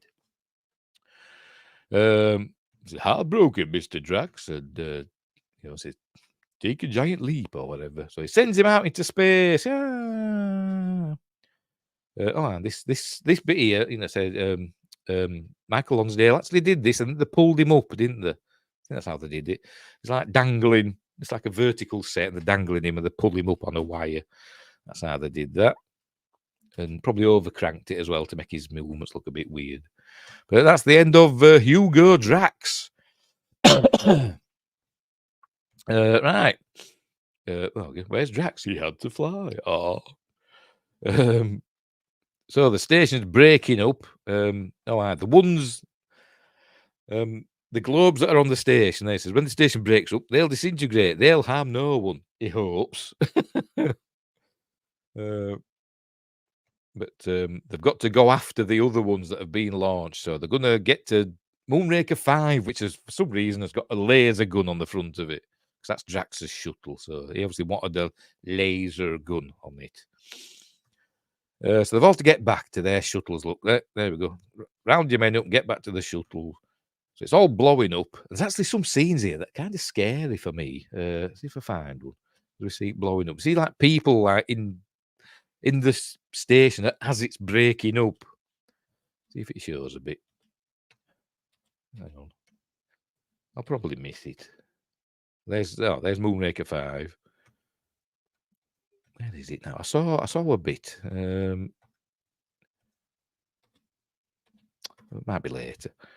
Like this fella here. That's the one I'm thinking of. This fella here. It's all breaking up. He's going to die any minute now. Poor fella. He's just a technician, you know. He's probably not harmed anybody. He just wanted to explore space. And now he's going to die. Horribly. In the cold vacuum of Earth orbit. Anyway, so the station's breaking up. But anyway, right. So off they go. To Moonraker 5. Hang on. Oh, that's this is the American space shuttle undocking and heading out. But the station's breaking up, but they can't undock. They get to Moonraker 5, they can't undock. But meanwhile, Jaws finds Dolly. They say they're fine. Everybody else is like dying, but they're fine. They find Jaws finds Dolly. They do a they did it earlier on that, didn't they? But there we go. Anyway, they can't undock. It won't work. So he's there drinking some champagne. I presume they think they're just going to die, but they're going to die together. So they're going to drink some champagne as the station disintegrates around them. By the way, some of the scenes, particularly I think this one of the station disintegrating, the way they did it, they just got the model and just went in with shotguns and just started blowing it apart with shotguns. It did the job. Anyway, so the car, there's malfunctioning the undocking mechanism, and so I said, "Jaws, can you help us?" And she whispers something to him, so she must be an expert of some sort. So he, hang on, where are we? So he goes up to there. We go. He goes up to this. This must be the docking release mechanism, and he just breaks it. He just bends it and breaks it because he's super strong. See his Jaws, and it works. Look, it comes apart. Does it comes away? Does the shuttle? So off they go. Meanwhile, this part of the station that Dolly and Jaws are in, that's luckily separates from the rest of the station for some reason. I don't know why. It just does. Kind of looks like part of a Death Star, doesn't it? Always reminds me of part of a Death Star. Is that deliberate? I don't know. Anyway, my cat at the window. And there's the station. Going to blow up any minute now. Are you ready? Here it goes. By the way, let's make sure we're still going. What's happening? Are we still going on YouTube? Yes, we are. Are we? Yeah, we are. Right. Make sure we're still going on Rumble. Yes, we are. And make sure we're still going on Twitch. Yes, we are. Oh, where's my Twitch chat? Not there. Or was that? Oh, he's not on Twitch. Is that Mage Frey actually on YouTube? Oh, yes, he is. Yes, he is. He's not that mysterious man from Twitch. Remember, I'll not be doing Twitch for much longer. I think the next, is it 3, 2? What are we on? I don't know. The next 1 or 2 streams I'll be doing. And I'll be on Twitch. I think this week's Friday Night Appointment with Fear. And next Monday's Magnificent Mondays. They're going to be on Twitch. But I think after that, I'm not going to be bothering with Twitch or Kick. Just it's going to be YouTube and Rumble from now on. But anyway, that's by the by. Right, space station's going to blow up. Here it goes. Here it goes. There we go. Boom! That's what we want to see. Big explosions in space. Cool. Right, so they've got to go after these globes now with their laser gun. So there we go. It's entering the atmosphere. Look, so they've got to shoot it. And then pew pew. There we go. There we go. That's that one. Vaporized, thank goodness. There's another one coming up. It shoots that one. So anyway, they get them. And they're they start skipping off the atmosphere. There we go. But they get to the last one, and then there's a malfunction. Oh no, switching to manual. So he's got to shoot it manually now with his joystick and all that, with his Kempston joystick. Remember them? Or is it a Logitech? Whatever. So he's starting shooting, and it's starting to break up. It's entering the atmosphere properly. Look, oh no, it's all going to go wrong, and 100 million people are going to die. But don't worry, he gets it. He blows it up. It just looks like a bit of toilet paper that's on fire, doesn't it? So they've saved the day, but they go back. They skip off back into space in the shuttle. And by the way, we learn that Colonel Scott has picked up 2 survivors from the space station. A tall man and a short blonde woman.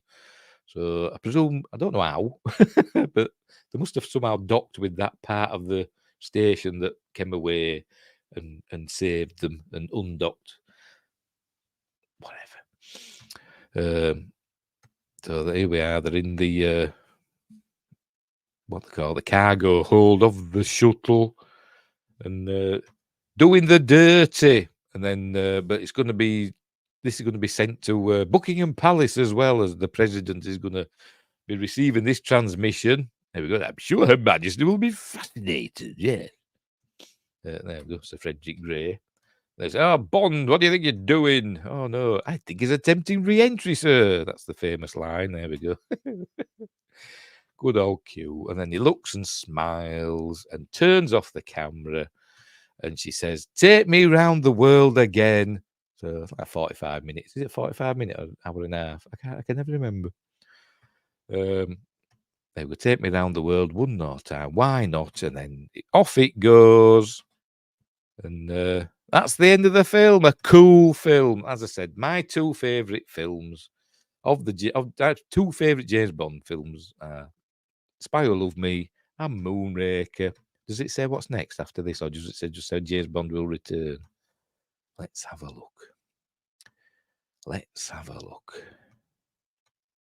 The end of Moonraker. James Bond, we'll return him for your eyes only. Again. Because remember, that's what it said at the end of The Spy Who Loved Me. But they've got it right this time. They've got it right. He does return him for your eyes only. Which is a film, I like it, but, I'm not a huge fan of For Your Eyes Only. Because they've gone back. I think they thought, we've gone a bit too far with Moonraker. We went into space and we had laser battles and stuff. Went a bit too far. So we're going to reel it in a bit.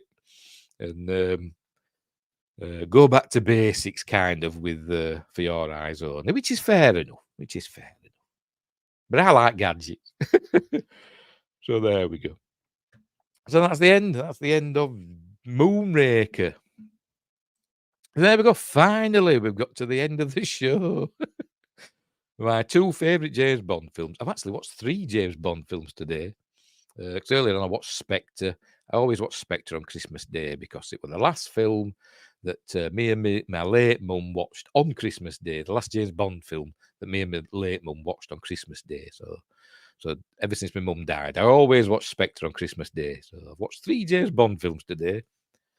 Good heavens. Right, so we'll leave it there. I am exhausted and I need a wee after drinking all this booze. As I said, I've had 2 glasses of wine, a rum and coke, and now a bottle of Nuki Brown. So I need a wee. So we'll leave it there. So again, I wish you a Merry Christmas. What have we got coming up? Wednesday, I've got a news stream. Yeah, I'll do a news stream on Wednesday. If there is news, I don't know. We'll see. 'Cause it'll be a slow news week this week, won't it? It being Christmas and that. We'll see what happens. I'll think of something. And Friday, we're doing a Friday night appointment with Fear, which this week is A Christmas Horror Story, which I don't have a physical copy of, but I've bought it on Amazon, so I do kind of own it. I own it on Amazon Prime anyway. I bought it. But that's technically just a long-term lease, isn't it? I suppose. But anyway, so that's what we're doing there. Hang on, let me get rid of that. And then what was I say that? And then on Monday, next Monday's Magnificent Monday, is The Time Machine, 1961, not the newer one, not the rubbish newer one. The original 1960 Time Machine starring Yvette Mimieux and Rod Taylor and Morlocks, and it's cool. So that's what's coming up. So again, I'm going now. So I wish you a Merry Christmas. And if I don't see you before, have a Happy New Year. Here's to 2024. But if I do see you before, I'll see you then. So thanks for watching. Wherever you are, look after each other. Why, thanks DJ, by the way. And thanks Windgrace. And that's Mace Frey for popping in and giving me some of your Christmas time, which is amazing. Don't set me off crying. Because I've been drinking, so I might. Which is amazing, giving a bit of your Christmas time. You should spend with your families, for crying out loud, rather than watching a silly old bugger with a Christmas hat on talking about James Bond films and slowly getting drunk on YouTube. But thank you so much for popping in to see me, saying hello, and wishing me a Merry Christmas. I've got some lovely presents. I've got some great films and some great games and some other bits and bobs, and it's cool. So I hope you've all got some nice stuff. If you celebrate Christmas, if you don't celebrate Christmas, I just hope you've had a nice time anyway. Right. So thanks for watching. Wherever you are, look after each other. And until next time, I'll see you there.